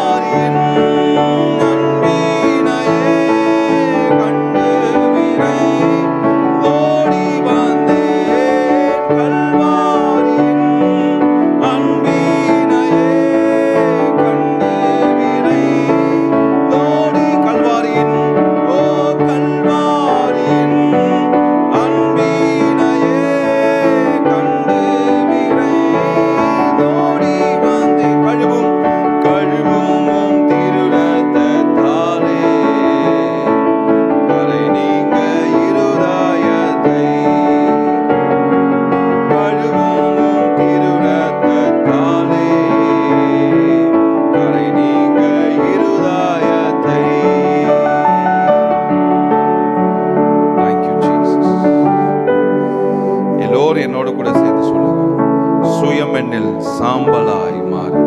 அப்படின்னா என்னோட திட்டங்கள், என்னோட பிளான், என்னோட ஆண்டவர் எதிர்பார்ப்பு எதுவும் வேண்டாம் ஆண்டவர். அதெல்லாம் எரித்து சாம்பலாய் மாறட்டும். என்னோட சுய சிந்தனை, சுய இச்சை, சுய விருப்பம் எல்லாமே எனக்குள்ளாக இருக்கிற சுயம் எல்லாம் ஆண்டவரை சாம்பலாய் மாறுவதாக. சுத்தாவியே அனல் மூட்டும், ஜெயம் பெற்று மாமிசம் சாகும். என்னோட மாமிசம் எல்லாம் முடிந்து போகட்டும் ஆண்டவரே. என்னோட திட்டங்கள் ஒன்றும் வேண்டாம். என்னோட மாமிச பிரகாரமாக ஆண்டவர் எடுக்கிற ஆலோசனைகள், எனக்கு வருகிற ஆலோசனைகள், என்னோட திட்டங்கள் எதுவும் வேண்டாம் ஆண்டவரே. தேவா கிருபை தாங்க, அருள் செய்யுங்க. இந்த கவியை ஒரு விஷயம் உடனே பாட வேண்டாம். ஒரு விஷயம் உங்க உள்ளத்துக்குள்ளாக ஒரு ஜெபத்தை செய்யுங்க. ஆண்டவரே, என்னோட திட்டங்கள் எதுவும் வேண்டாம் ஆண்டவரே. இனிமேல் இது வேண்டாம் அது வேண்டாம் எனக்கு கேட்க மாட்டேன். என் பிரச்சனையை மட்டும் சொல்லுவேன். எது உமக்கு சித்தமோ அதை செய்யுங்க ஆண்டவரே. என்னோட பேட்டர்னை மாற்ற போற ஆண்டவரே. எனக்கு இதுதான் வேணும் சொல்லி நான் ஸ்பெசிபிக்கா ஒன்று சொல்லி நான் கேட்கவே மாட்டேன் ஆண்டவரே. உங்க திட்டத்தின்படி, உங்களுடைய ஆலோசனையின்படி நான் எல்லாவற்றையும் நேர்த்தியா செய்வதற்கு எனக்கு உதவி செய்யும். என்னையிலிருந்து ஆண்டவரே, இதுதான் எனக்கு வேணும் நான் கேட்க மாட்டேன். இதுதான் வேண்டும்னு எனக்கு கேட்கவே மாட்டேன். உங்களுக்கு எது பிரியமோ, எது பிரியமோ, எது பிரியமோ சொல்லுங்க. எது பிரியமோ, உமக்கு எது உகந்ததோ, உமக்கு எது சித்தமோ, உமக்கு எது ஆண்டவரே அப்பா எனக்கு கொடுக்கணும் சொல்லி எது பிரிய வைத்திருக்கிறீர்களோ அதை எனக்கு கொடுங்க ஆண்டவரே. என் மடியில போடுங்க ஆண்டவரே. நான் எடுத்துப்பேன் ஆண்டவர், சந்தோஷமா எடுத்துப்பேன் ஆண்டவர். முக மலர்ச்சியோடு கூட நான் எடுத்துப்பேன் ஆண்டவரே. எதுவும் வேண்டாம் ஆண்டவரே. சில நேரத்தில் நல்லா கவனிங்க. நீங்க எதை ஸ்பெசிபிக்கா கேட்டீங்களோ அதுவே இன்னைக்கு உங்களுக்கு வேதனையா இருக்கும். நிறைய பேர் சொல்றதை நான் கேட்டேன். இதுதான் பிரதர் வேணும்னு சொல்லி ஜெபம் பண்ணேன், ஆனா இன்னைக்கு அதுவே எனக்கு பிரச்சனையா இருக்கு பிரதர். இது எப்படி நான் இதுல இருந்து வெளியே வர போறேன்னு தெரியல. நல்லா கவனிங்க. இன்றையில இருந்து உன்னோட பேட்டர்னை மாத்து. இது வேணும் நான் கேட்க மாட்டேன். உங்க சித்தம் எதுவோ, வேதனை உண்டாக்காதபடி, வேதனை உண்டாக்காதபடி, உங்க சித்தத்தை விட்டு நான் வெளியே போகாதபடி, வேதனை உண்டாக்கும் வழி, வேதனை உண்டாக்கும் ஜபம் என்னிடத்துல உண்டோ? இப்படி ஜபிங்களேன். அந்த உண்மை வேதனை உண்டாக்குற ஜபம். சில நேரத்தில் பிள்ளைகள் அழுவோம். இது வேணும், இது வேணும், இது வேணும், அது வேணும் தான் கேட்குது. ஆனால் அழுவுது. அது எப்படி இருக்குன்னா நமக்கு எரிச்சலை உண்டாக்கும். சில நேரத்தில் நம்மளுடைய ஜபங்களை கூட ஆண்டவருக்கு எரிச்சலை உண்டாக்கிடும். இது இவனுக்கு செட் ஆகாதுன்னு எனக்கு தெரியும், ஆனால் இதையே கேட்டு ஜபம் பண்ணிட்டே இருக்கானே. ஆண்டவர் சில நேரத்தில் யோசிச்சிருப்பாருங்க. உன்னை பற்றி யோசிச்சிருப்பாரு, என்னை பற்றி யோசிச்சிருப்பாரு. இது உனக்கு செட்டே ஆகாது. ஏன் இதை கேட்குறான்? கேட்டுட்டே இருக்கானே, தொல்லை பண்ணிட்டே இருக்கானே. சில நேரத்தில் ஆண்டவர் கூட சே போ, எடுத்துட்டு போ, இதை யூஸ் பண்ணி திருப்பி என்கிட்ட வருவேன், எனக்கு தெரியும். யோனா போல திருப்பி வா, நம்ம 2 பேரும் மறுபடியும் ஸ்டார்ட் பண்ணோம். ஆனால் நல்லா கவனிங்க, ஆண்டோட திட்டத்தை நீங்கள் ஒருபோதும் தடுக்க முடியாது. ஆனால் நீங்கள் செய்கிற சில தப்புனால ஆண்டோட திட்டம் தாமதமாகுதுங்க. உங்களை வச்சு செய்யணும் சொல்லி வைத்திருக்கிற பத்திர திட்டம், உங்களை வச்சுதான் முடிக்கணும் சொல்லி வைத்திருக்கிற பத்திர திட்டம். எப்படி சொல்றேன்னா, யோனா நினிவேக்கு உடனே போயிருந்தாருன்னா அந்த ரட்சிப்பு உடனே வந்திருக்கும். யோனா தாமதமாக்கினபடினால தாமதமாகுது. ஆனா நினிவேக்கு ரட்சிப்பு வந்தே தீரும். அது வேற வழி கிடையாது, வந்துதான் தீரும். ஆனா you make it a delay. உங்களால தாமதமாக கூடாதுங்க. கர்த்தருடைய திட்டம் உங்களால தாமதமாக கூடாது. சொல்லுங்க, பல நேரத்தில் உங்களோட ஜெபங்கள் தாமதமாக்கி இருக்கு. உங்களோட எண்ணங்கள், உங்களோட சுயம், உங்களோட மாமிசம் ஆண்டோட திட்டத்தை தாமதமாயிருக்கு. இந்த புதிதாக்குகிற மனுஷன் தேவன் நம்மை புதிதாக்குகிறார். இன்னைக்கு புது சிருஷ்டி ஆண்டவர் மாத்தணும்னா இன்னையிலிருந்து நம்முடைய சுயம் சாகட்டும், சாம்பலா மாறட்டும். ஆண்டவரே சாம்பலா மாறட்டும். என்னோட சித்தம் எதுவும் வேண்டாம் ஆண்டவரே, உங்களுடைய சித்தம் நிறைவேறட்டும். அதை பெற்றும் கொள்ளும் வரை நான் பொறுமையோடு கூட காத்திருப்பேன். நான் சொன்னல, எக்ஸ்பர்ட் என்ன செஞ்சார், விசுவாசத்தின் தகப்பன் என்ன செஞ்சார், விசுவாசத்தோடு இருந்தா. அதோடு கூட என்னன்னா முக்கியமான விஷயம், நம்ம பல நேரத்தை தவற விட்ட ஒரு காரியம் என்னன்னா பொறுமை. பொறுமை இழந்துட்டோம் பிரதர், பொறுமை இழந்துட்டோம் சிஸ்டர். அவசரப்பட்டுட்டோம், இன்னைக்கே வேணும் சொல்லி அடம் பிடிச்சிட்டோம். பொறுமையோடு கூட காத்திருந்ததுனால தான் ஆண்டோடைய திட்டம் பார்த்தீங்கன்னா 72 ஜெனரேஷன் தலைமுறைகளை தாண்டி அவள் வித்து உருவாகிற்று. அவர் அவனுடைய தலையை நசுக்கினார். ஹல்லேலூயா. அந்த நசுக்குனது நிமித்தம் தான் இன்னைக்கு நம்ம சந்தோஷமா அப்பா பிதாவேன்னு சொல்லி ஆராதிக்கிறோம். அப்போ நீங்களும் நானும் ஆராதிப்பதுக்கு என்ன நடந்துச்சுன்னா, ஆபிரகாம் பொறுமையிலிருந்து ஒவ்வொரு தலைமுறையா பொறுமையோட ராஜாவோட வருகைக்காக, ராஜாவோட பிறப்புக்காக காத்திருந்தாங்க. அந்த காத்திருந்த பலன் தான் இன்னைக்கு அவருடைய ரத்தத்துல வல்லமை உண்டுன்னு சொல்லி ஜெபிக்கிறோம். அவருடைய காயங்களால் நம்ம சுகமாகிறோம் சொல்லி நம்ம ஜெபிக்கிறோம். அவருடைய ஆசீர்வாதங்களை பெற்றுக்கொள்கிறோம். இல்லைன்னா இந்த ஆசீர்வாதம் உங்களுக்கு வந்திருக்குமா? இஸ்ரவேல் ஜனங்களுக்கு மட்டும் இருந்த ஆசீர்வாதம் புறஜாதியான நம்ம மேல வந்திருக்குமா? அவருடைய அன்பை பெற்றிருக்க முடியுமா? பரலோகத்தின் திறவுகோல் நம்ம கையில கிடைச்சிருக்குமா? ரட்சிப்பு கிடைச்சிருக்குமா? இன்னைக்கு ரட்சிப்பின் சந்தோஷத்துல நம்ம இருக்கிறோம்னா அதுக்கு முக்கியமான காரணம்னா பொறுமையோடு கூட காத்திருந்தாங்க. மேசியாவோட வருகைக்காக பொறுமையோடு கூட காத்து. அதே போல இந்த நாளில் அந்த மேசியா நம்மளுடைய இருதயத்துல கிரியை செய்யணும், நம்மளை வழி நடத்தணும் சொல்லி பொறுமையோடு கூட காத்திருங்க. ஒருபோதும் உங்க மேல வச்ச திட்டம் மாறவே மாறாது. ஜஸ்ட் ஸ்டே, வெயிட் பண்ணுங்க, வெயிட் பண்ணுங்க, வெயிட் பண்ணுங்க. பொறுமையோடு கூட அவரோட சமூகத்துல காத்திருங்க. பொறுமையோட இருக்கட்டும். வரும்போது நான் போய் பார்த்துக்கிறேன், வரும்போது பெற்றுக்கொள்ள சொல்லி வெளியே போயிட்டீங்கன்னா சவுல் போயிடுவான், தாவீது உள்ள வந்துடுவார். சவுலுக்கு ஆசீர்வாதம் வேணும்னா சவுல் காத்திருக்கணும், பொறுமையோடு கூட காத்திருக்கணும். எல்லாவற்றுக்கும் மேலாக பரிசுத்த ஆவியானவரை உள்ள காத்துக்கொள்ளணும். நீங்க பாத்தீங்கன்னா சவுல் செஞ்ச மிகப்பெரிய தப்பு என்னன்னா, பரிசுத்த ஆவியானவர் வெளியே போயிட்டாருன்னு சொல்லி அவன் ஒருபோதும் உணரவே இல்லை. அசுத்தாவி வெளியே போகணும், வெளியே போகணும், வெளியே போகணும் சொல்லி தம்பி வந்து கிட்டார் வாசி, கிட்டார் வாசி, கிட்டார் வாசி சொல்லி தாவீதை கேட்டுட்டாரு. உள்ள இருந்து வெளியே போன பரிசுத்த ஆவியை உள்ள வரணும் சொல்லி ஒருபோதும் சவுல் கேட்கவே இல்லைங்க. சவுல் கெஞ்சவே இல்லை, அதுக்காக ஜெபம் பண்ணல, அதுக்காக பிரயாசப்படல. பரிசுத்த ஆவியில் வெளியே போயிட்டாரு. அசுத்தாவி உள்ள வந்துச்சு. அசுத்தாவி வெளியேத்து, வெளியேத்து, வெளியேத்து, வெளியேத்து. தம்பியை கூப்பிடு, தம்பியை கூப்பிடு, கிட்டார் வாசி, கிட்டார் வாசி. இதே வேலையா, இதே பொழப்பா இன்னைக்கு கூட நம்ம நிறைய பேர் இருக்கிறோம். இந்த கஷ்டம் என் வாழ்க்கையில நீங்கணும் பிரதர், இந்த உபத்திரம் நீங்கணும் பிரதர், இந்த இடம் ஆசீர்வாதமா மாறணும் பிரதர். இதுவே நம்மளுடைய ஜெபமா இருக்கு. ஒருபோதும் பரிசுத்த ஆவியோட தயவு இல்லையே, பரிசுத்த ஆவியானவர் நமக்குள்ள இல்லையே. ஒருபோதும் ஜெபிக்கிறதே கிடையாது, அதுக்காக பிரயாசப்படுறதும் கிடையாது. Come on, today is the day. இந்த நாள் கர்த்தர் நமக்காய் உண்டு பண்ணின நாள். மகிழ்ந்து களி கூறுவோம். அவருடைய சமூகத்துல கேளுங்க. இப்ப சொல்லுங்க, சுயம் சாகட்டும். ஆண்டவரே, ஒருபோதும் பரிசுத்த ஆவியானவரை என் இருதயத்திலிருந்து எடுத்துடாதீங்க ஆண்டவரே. இந்த பாத்திரம் சுத்தமாவே இருக்கட்டும், இந்த சரீரம் சுத்தமான சரீரமா இருக்கட்டும். எல்லாம் உங்களால முடிந்த அழுது கூட செபிங்க. ஆண்டவரே, என்ன பரிசுத்தப்படுத்துங்கப்பா. என்னோட இருதயமோ என்னோட ஜபமோ உங்களை வேதனைப்படுத்தக்கூடாது. என்னடா இவன் இப்படி ஜெபிக்கிறான், இதை கேட்டுட்டே இருக்கான்னு சொல்லி ஒரு நாளும் நீங்க முகம் சுளிக்கவே கூடாது. ஆண்டவரே, உங்ககிட்ட தப்பான காரியத்துக்கு நான் வரவே கூடாது. இதை வேணும், இதை வேணும் சொல்லி நான் வரவே மாட்டேன். உங்களுக்கு தெரியும் ஆண்டவரே, உகந்தது எதுன்னு தெரியும். இப்ப சொல்லுங்க, சுயம் சாகட்டும் ஆண்டவரே, சுயம் சாகட்டும் ஆண்டவரே, சுயம் சாகட்டும், சுயம் சாகட்டும், சுயம் சாகட்டும். சுயம் என்னில் சாம்பலாய் மாற, சுத்தாவியே அனல் மூட்டும். ஜெயம் பெற்று மாமிசம் சாக தேவாருள் செய்யுவி. சுயமெனில் சாம்பலாய் மாற, சுத்தாவியே அனல் மூட்டும். ஜெயம் பெற்று மாமிசம் சாக தேவாருள்.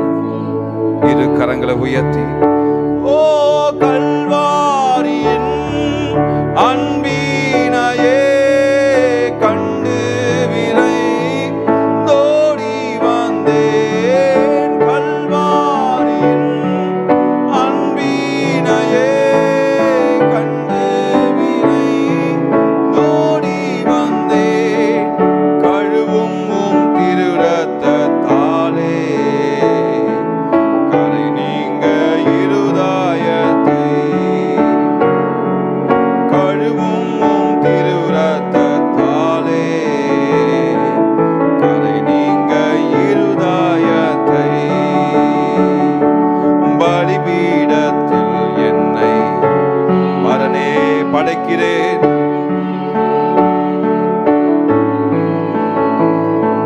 என்னை ஆண்டு நடத்திடுவே. மறுபடியும் எல்லோரும் சொல்லுவான், பலிபீடத்தில் பலிபீடத்தில் என்னை பரனே பாதத்துல படைக்கிற ஆண்டவரே, அடியேனே ஆண்டு நடத்துவே.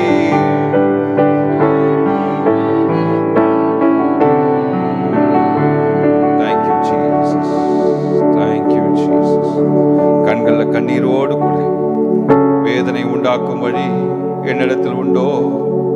ஆண்டவர் இப்ப சொல்லுங்க, நீ எந்தெந்த விதத்துல வேதனை உண்டாக்கி இருக்கேன்னு சொல்லி உங்களுக்கு நல்லா தெரியும். உங்களோட ஜபத்தினால, நீங்க ஜெபிக்கிற மனுஷன் தான், ஆனா உங்களோட ஜபத்தினாலும் தேவனை வேதனை உண்டாக்கி இருக்கீங்க பிரதர் சிஸ்டர். இதுதான் வேண்டும் ஆண்டவரே. சில நேரத்துல ஆண்டவர் கொடுத்த பலவீனம் கூட அவரோட சித்தம் தாங்க. ஆண்டவர் கொடுத்த அந்த துன்பம் கூட அவருடைய சித்தம் தான். யோசேப்புக்கு சிறைச்சாலை கர்த்தருடைய சித்தம், பார்வோனோட வீடு கர்த்தரோட சித்தம், அடிமைத்தனம் கர்த்தருடைய சித்தம். அடிமைத்தனம் கர்த்தரோட சித்தங்க. யோசிக்க முடியுமா? அடிமைத்தனம் கர்த்தரோட சித்தமா? ஆமாம் பிரதர். யோசேப்போட வாழையில குழியில இருந்தது கர்த்தருடைய சித்தம். ஒருவேளை யோசிங்க, அந்த குழி மட்டும் இல்லைன்னா, நல்லா கவனிங்க, அந்த குழி மட்டும் இல்லைன்னா, யோசேப்பு இஸ்மவேலர் கிட்ட வித்து போடுற அந்த டைம் இருந்தது பாத்தீங்களா, அவன் குழியில இருந்ததுனால இவன் குழியில இருக்கான்னு சொல்லி அவங்க சகோதரர்கள் கொஞ்சம் கோபத்தை குறைத்து கொண்டாங்க. அவன் மட்டும் கண்ணுக்கு முன்பாக குழி இல்லாம நேர்ல நின்றுட்டு இருந்தானா, முதல்ல ஒருத்தன் கல் எடுத்து அடிச்சிருப்பான், மண்டையை உடைச்சிருப்பான், கொன்னுட்டு இருப்பானுங்க. குழியில இருந்ததும் கர்த்தருடைய சித்தம் தான் பிரதர். குழியில இருந்தது கர்த்தருடைய சித்தம். இன்னைக்கு நீங்க சொல்றீங்களா, நான் குழியில இருக்கேன், என் வேதனை யார் அறிந்து கொள்றான்னு சொல்லி கேட்கறீங்க பாத்தீங்களா, அது கூட கர்த்தருடைய சித்தம் தான். உங்க வாழ்க்கையில அவருடைய அனுமதி இல்லாம ஒன்றும் நடக்காது. ஒரு தோல்வியோ ஒரு ஜெயமோ அவருடைய சித்தம், ஒரு நன்மையோ தீமையோ அவருடைய சித்தம், வெற்றியோ தோல்வியோ அவருடைய சித்தம். வேலை இல்லாம வீட்டுல இருக்கீங்களா, அவருடைய சித்தம். உயர்ந்த பதவியில வச்சிருக்காரா, அவருடைய சித்தம். ஊழியத்தை தொடக்க முடியலையா, அவருடைய சித்தம். நான் காத்திருக்க ஆண்டவரே, பொறுமையோடு கூட காத்திருக்கேன். சொல்லுங்க, ஆண்டவரே பொறுமையோடு கூட காத்திருக்கிறேன். சில சொல்லலாம், பிரதர் இந்த போராட்டம் தாங்க முடியல, ஒவ்வொரு நாளும் செத்து செத்து செத்து பிழைக்கிறேன். நான் இன்னைக்கு சொல்றேன், கர்த்தருடைய சித்தம் பிரதர். கர்த்தர் உங்க வாழ்க்கையில அனுமதிச்சிருக்காரு, பொறுமையோடு காத்திருக்கு.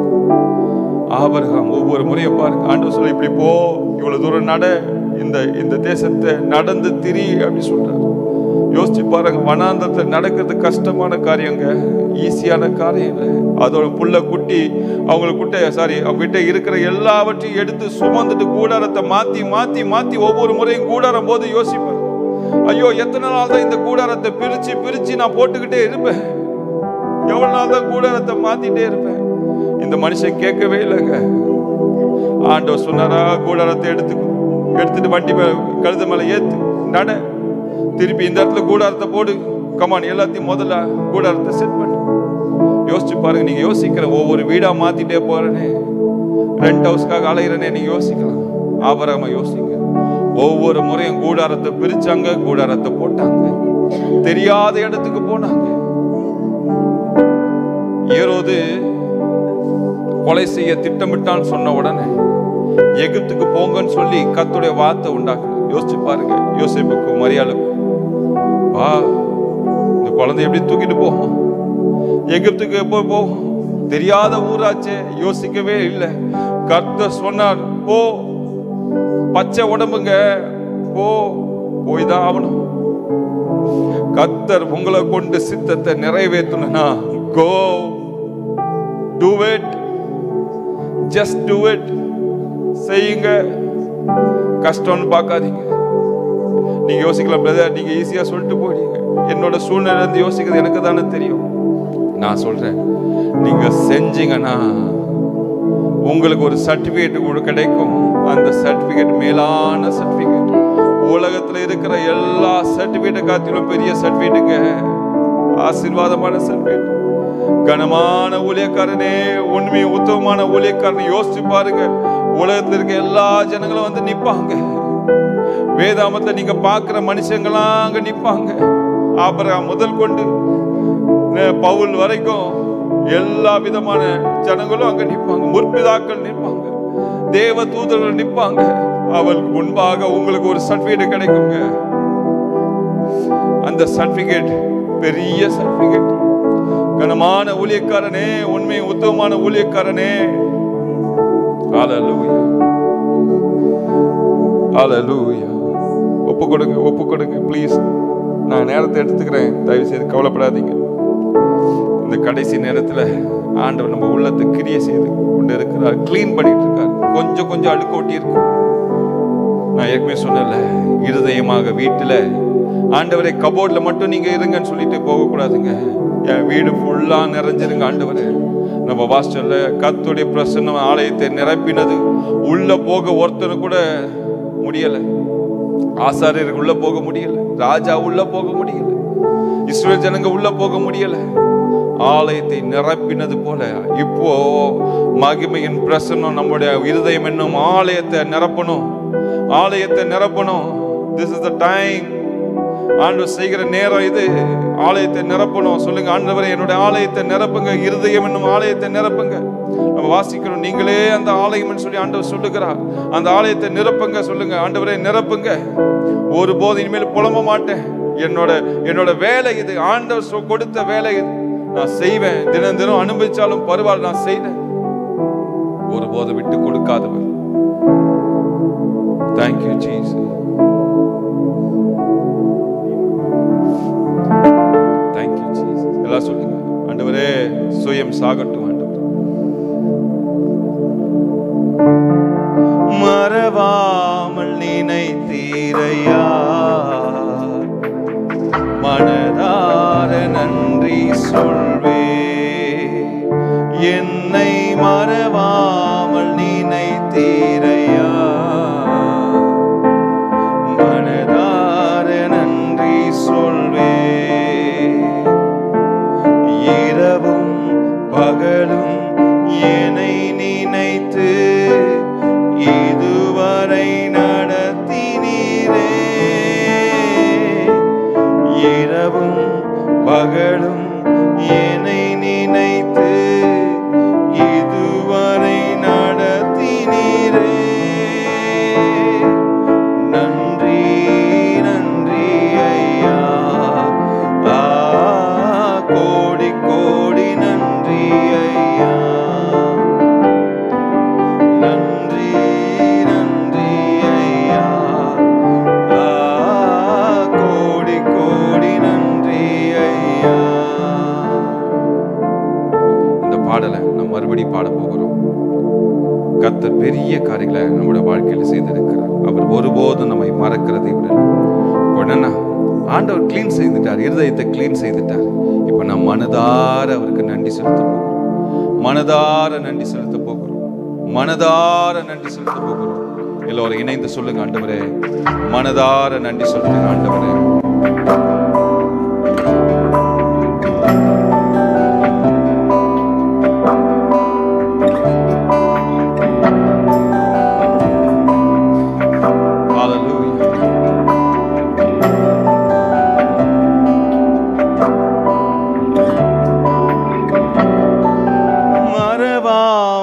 நினைத்தீரையா,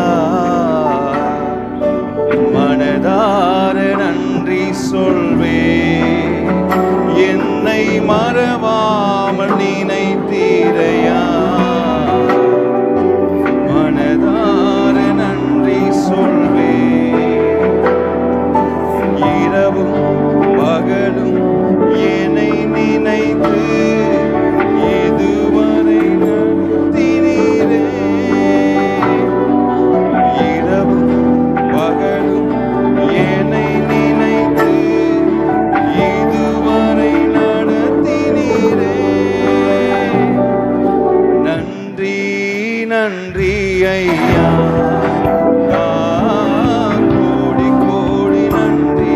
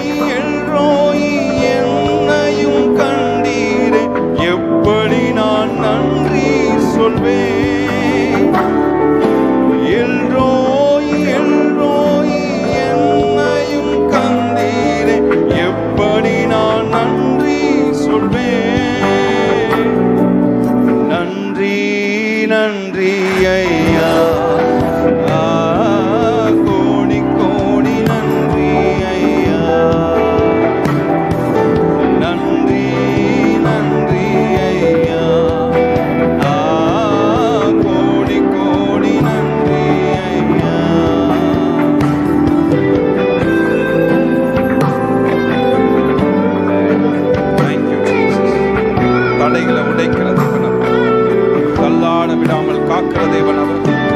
சோர்ந்து போகாம நம்ம மேலே கரிசனையோடு இருக்கிற தேவன்.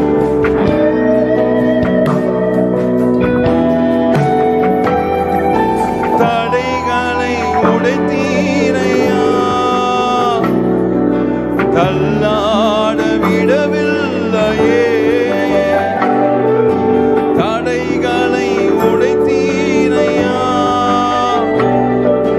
தள்ளாட விடவில்லையே. சோர்ந்து போன நேரமெல்லாம் தூக்கி என்னை சுமந்து வாக்கு தந்து தேற்றினீரே.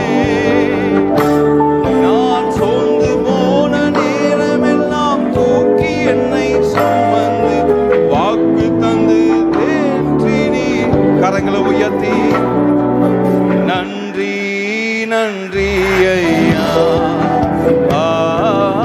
கோடி கோடி நன்றி ஐயா.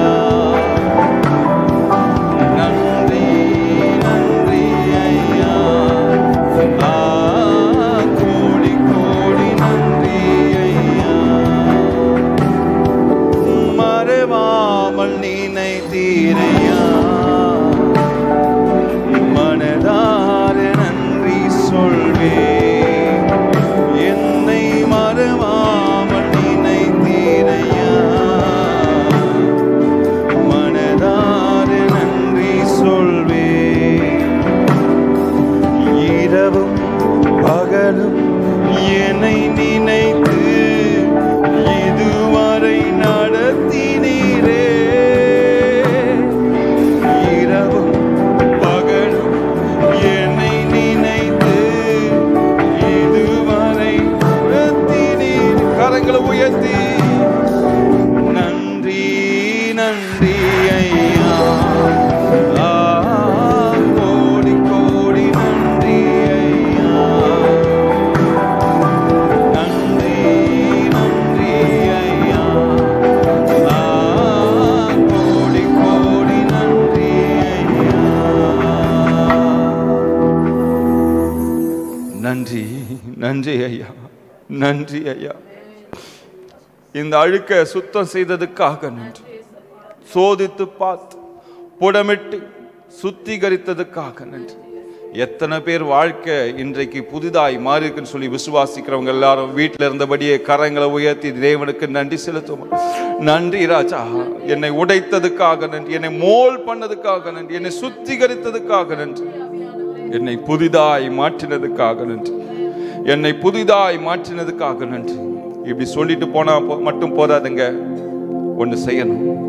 நம்ம சுத்தி இருக்கிறவங்க, உங்க வீட்டில் இருக்கிறவங்க, உங்க சபையில் இருக்கிறவங்க, புறம்பான ஜனங்கள் எல்லோரும் சொல்லணும், சம்திங் டிஃப்ரெண்ட். ஏதோ ஒரு மாற்றத்தை நான் பார்க்கிறேன், இவன் கிட்ட ஏதோ ஒரு மாற்றத்தை பார்க்கிறேன், இவன் கிட்ட நான் ஏதோ ஒரு மாற்றத்தை பார்க்கிறேன். இதுதான் இந்த 21 நாளும் நாம் எடுத்த பிரயாசத்தின் ஆண்டவர் நம்ம மேல வைத்த அன்பின் ஒரு வெளிப்பாடு. என்னன்னா, there's something different. உங்களோட பேச்சில் டிஃப்ரெண்டா மாறட்டும், உங்களோட செயல்பாடுகள்ல டிஃப்ரெண்டா மாறட்டும், உங்களோட பார்வையில டிஃப்ரெண்டா மாறட்டும், உங்களோட எண்ணங்கள்ல டிஃப்ரெண்டா மாறட்டும். எல்லாமே புதிதாய் மாற்றப்படட்டும். ஆண்டவர் இதுதான் எதிர்பார்க்கிறார். ஒவ்வொரு நாளும் நீங்க நம்ப மாட்டீங்க, ஆண்டோட சமூகத்துல நான் காத்திருந்தேன். ஒவ்வொரு நாளும் இரவுல கரெக்டா 12 மணிக்கு நான் உட்காருவேன், வேதாமத்தை திறந்து ஷார்ப்பா 12 மணிக்கு. 12 மணியிலிருந்து சில நேரத்தில் அது 5 மணி வரையும் போயிருக்கு, சில நேரத்தில் 6 மணி வரையும் போயிருக்கு, சில நேரத்தில் 3 மணி வரையும் போயிருக்கு. ஆண்டவர் உடைத்தார். தேவனுடைய ரகசியங்களை நான் வாங்கி கொண்டேன். நிறைய பேர் சொன்னீங்க, ஆண்டவர் என் கூட பேசினார் பிரதர். அதுக்கு பின்பாக என்னன்னா, ஒரு வேலை நடந்துச்சுன்னா ஆண்டவர் என் கூட பேசினார். அவர் சத்தத்தை கேட்டேன். கேட்டபடியால் தான் நான் செஞ்சேன்னு நான் சொல்ல வரல, நாம் எடுத்த பிரயாசத்தின் பலன். நீங்களும் ஒரு எதிர்பார்ப்போட வந்தீங்கல்ல, நீங்க எத்தனை பேர் ஜெபிச்சிருப்பீங்க, ஆண்டவரே நீங்க என் கூட பேசுங்க. அதுக்காக கூட ஆண்டவர் என் கூட பேசினார். என்ன உடைக்கணும்னு பேசினார், நம்ம உடைக்கணும்னு ஆண்டவர் பேசினார். brother, sister, this is the day that the Lord has made for us. இந்த நாளில் ஆண்டவர் நம்மை புதிதாய் மாற்றுகிறார்.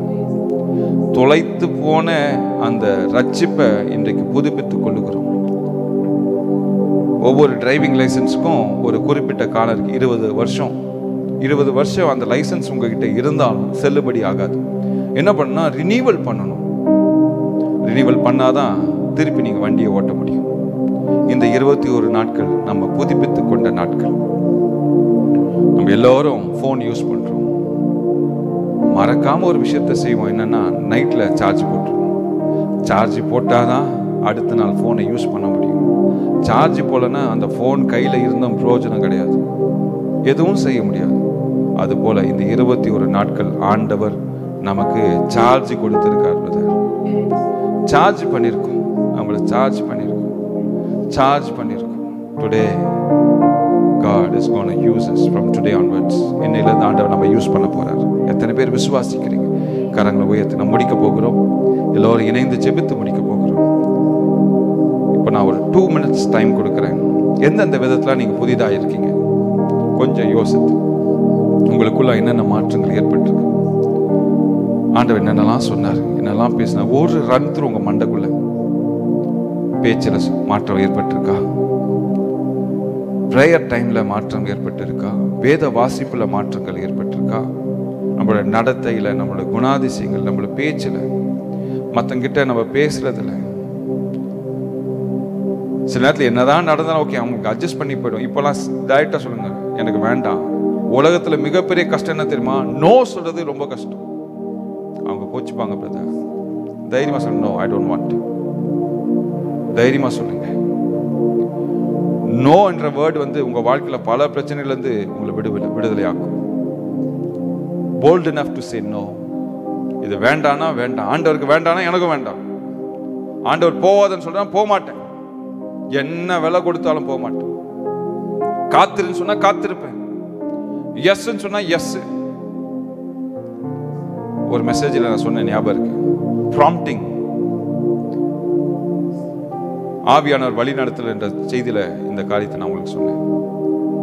ப்ராம்ப்டிங், ப்ராம்ப்ட் பண்ணுவாங்க. ப்ராம்ப்டிங்னா என்னன்னா, இப்போ ஒரு டயலாக், பெரிய டயலாக், ஸ்கூல்ல ஒரு டிராமா இருக்கு. அந்த டிராமால ஒரு டயலாக் பேசணும்னா மறந்துடுவோம்.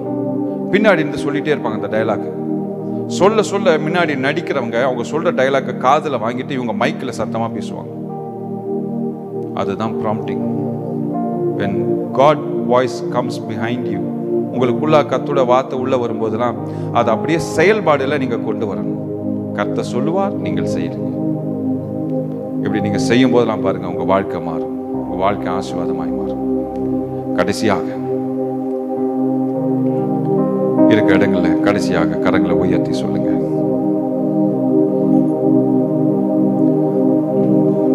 தடைகளை உடைத்தீரையா, தள்ளாட விடவில்லையே. தடைகளை உடைத்தீரையா, தள்ளாட விடவில்லையே. சோர்ந்து போன நேரமெல்லாம் தூக்கி என்னை சுமந்து வாக்கு தந்து தேற்றினீரே. நான் சோர்ந்து போன நேரமெல்லாம் வாக்கு தந்து, மனதார நன்றிகள் உள்ளத்தின் ஆழத்திலிருந்து. நன்றி நன்றி ஐயா, கோடி கோடி நன்றி ஐயா. நன்றி நன்றி ஐயா, கோடி கோடி நன்றி ஐயா. மறவாமல் நினைத்தீரையா, மனதார நன்றி சொல்வே. என்னை மறவாமல் மனதார நன்றிகள், மனதார இரவும் பகலும் என்னை நினைத்து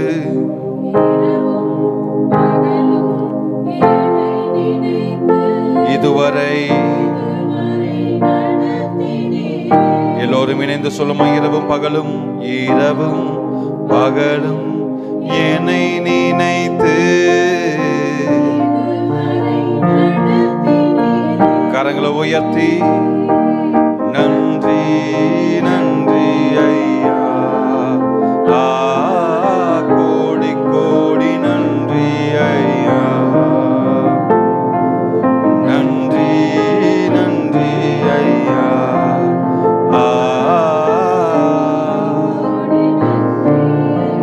தேங்க்யூ ஜீசஸ், தேங்க்யூ ஜீசஸ். ஆண்டவரே, எங்களோடு கூட பேசினீர். 21 நாட்கள் எங்களோடு கூட பேசினீர். எங்களை வாஷ் பண்ணீங்க ஆண்டவரே, பை யுவர் பிளட். உங்களோட ரத்தத்தினால எங்களை சுத்திகரித்தீங்க ஆண்டவரே, கழுவினீங்க ஆண்டவரே. இன்றையிலிருந்து நான் புது சிருஷ்டியாய் மாறி இருக்கிறேன். புது வாழ்க்கையை தேவன் தருவீராக. புது எண்ணங்கள், புது திட்டங்கள், புது வழிகள், புது ஆண்டவர் நோக்கங்கள், புது இருதயம், எல்லாவற்றையும் புதிதாய் மாற்றின தேவனுக்கு நன்றி செலுத்துகிறோம். சொல்லுங்க, புதிதாய் மாற்றின தேவனுக்கு நன்றி. எங்களை புதிதாய் மாற்றின தேவனுக்கு நன்றி. எல்லாம் சொல்லுமா, எங்களை புதிதாய் மாற்றின தேவனுக்கு நன்றி. எங்களை புதிதாய் மாற்றின தேவனுக்கு நன்றி. நன்றி நன்றி நன்றி நன்றி நன்றி நன்றி ஆண்டவரே. மனதார நன்றி செலுத்துகிறோம், மனதார நன்றி செலுத்துகிறோம், மனதார நன்றி செலுத்துகிறோம், மனதார நன்றி செலுத்துகிறோம், மனதார நன்றி செலுத்துகிறோம். ஆண்டவரே, இதற்காய் உழைத்த தாங்கின ஆண்டவரே, எங்களுக்கு உதவி செய்த ஒவ்வொருவரையும் நாங்கள் நினைவு கூறுகிறோம். எங்களோடு இணைந்து ஜெபித்த ஒவ்வொருவரையும் நினைவு கூறுகிறோம். ஆண்டவர், அநேகருக்காய் நாங்கள் ஜெபித்திருக்கிறோம். தேவன் விடுதலை கொடுத்தீர்னு சொல்லி நாங்கள் விசுவாசிக்கிறோம். விசுவாசித்து பொறுமையோடு கூட காத்திருக்கிறோம். தேவன் அற்புதங்களை செய்யுங்க, ஆசீர்வதிங்க. இம்மட்டுமாய் நேரமானாலும் எங்களோடு கூட இணைந்து ஜெபத்தில் பங்கு பெற்ற ஒவ்வொருக்காய் விசேஷமான ஆசீர்வாதம் ஆண்டவரே நீங்க தருவீராக, காத்துக்கொள்வீராக. இந்த நாளை ஆண்டவரே, 21 நாளை நாங்கள் வெற்றியோடு கூட முடிக்கிறோம். எங்களை வெற்றியில நடத்தின தேவனுக்கு நன்றிகள், நன்றிகள், நன்றிகள். எந்த தடை இல்லாமல் எங்களை நடத்தின தேவனுக்கு நன்றி ஆண்டவர். எத்தனை தடைகளை சத்துரு கொண்டு வந்தாலும் அவனை கொண்டு வருகிற இடங்களிலே முறியடித்தீரே, அதுக்காக நன்றி செலுத்துவோம். அதுக்காக கோடான கோடி ஸ்தோத்திரங்கள். எங்களை ஜெய கிறிஸ்து எங்களோடு கூட இருக்கிறேன். இனிமேலும் ஆண்டவரே, எந்த விதத்திலும் ஆண்டவரே உங்களை புண்படுத்த மாட்டோம், உங்களை காயப்படுத்த மாட்டோம், மனஸ்தாபப்பட விட மாட்டோம். நாங்கள் ஆண்டவரே, நீங்க என்ன ப்ராம்ப்ட் பண்றீங்களோ அது அப்படியே பேசுவோம் ஆண்டவரே. என் உள்ளத்துல பேசிக்கிட்டே இருங்க. ஆவியானவரே, உள்ள வாங்க, என் உள்ளத்தை ஆளுகை செய்யுங்க, நிறைந்திருங்க, காத்துக்கொள்ளுங்க, வழி நடத்துங்க. இன்னையிலிருந்து ஆண்டவரே, ஒரு புது பலன், ஒரு புது அபிஷேகம், புது மனுஷன் ஆண்டவரே. என் கண்கள் திறக்கப்படுவதாக, என் செவிகள் திறக்கப்படுவதாக, என் வாய்கள் திறக்கப்படுவதாக, கர்த்தருடைய வார்த்தையை பேசுகிற வாயாய் மாறும், இருதயம் சுத்திகரிக்கப்படுவதாக. என்னையிலிருந்து உயர்த்துகிறோம், உம்மை கனப்படுத்துகிறோம். என் ஜனங்கள் அப்படியே ஆசீர்வதிங்க, என் குடும்பத்தை அப்படியே ஆசீர்வதிங்க, 316 குடும்பத்தை அப்படியே ஆசீர்வதிங்க ஆண்டவரே. எல்லா விதமான நன்மைகளாக ஆசீர்வதிங்க. பரிசுத்தமான வாழ்க்கையை வாழ தேவன் உதவி செய்கிறார். எல்லா கனமும் எல்லா மகிமையும் என் தேவாதி தேவன் ஒருவருக்கே என்று செலுத்தி இயேசுவின் மூலம் ஜெபிக்கிறோம் எங்கள் நல்ல பிதாவே. ஆமென், ஆமென், ஆமென். என் ஆத்துமாவே கர்த்தரை ஸ்தோத்திரி, என் முழுவலுமே பரிசுத்த நாமத்தை ஸ்தோத்திரி. என் ஆத்துமாவே கர்த்தரை ஸ்தோத்திரி, கர்த்தர் செய்த சகல உபகாரங்களை மறவாதே. ஆமென், ஆமென். எல்லாரும் கரங்களை தட்டி தேவனுக்கு நன்றி சொல்லுமா. ஹல்லேலூயா, ஹல்லேலூயா, ஹல்லேலூயா.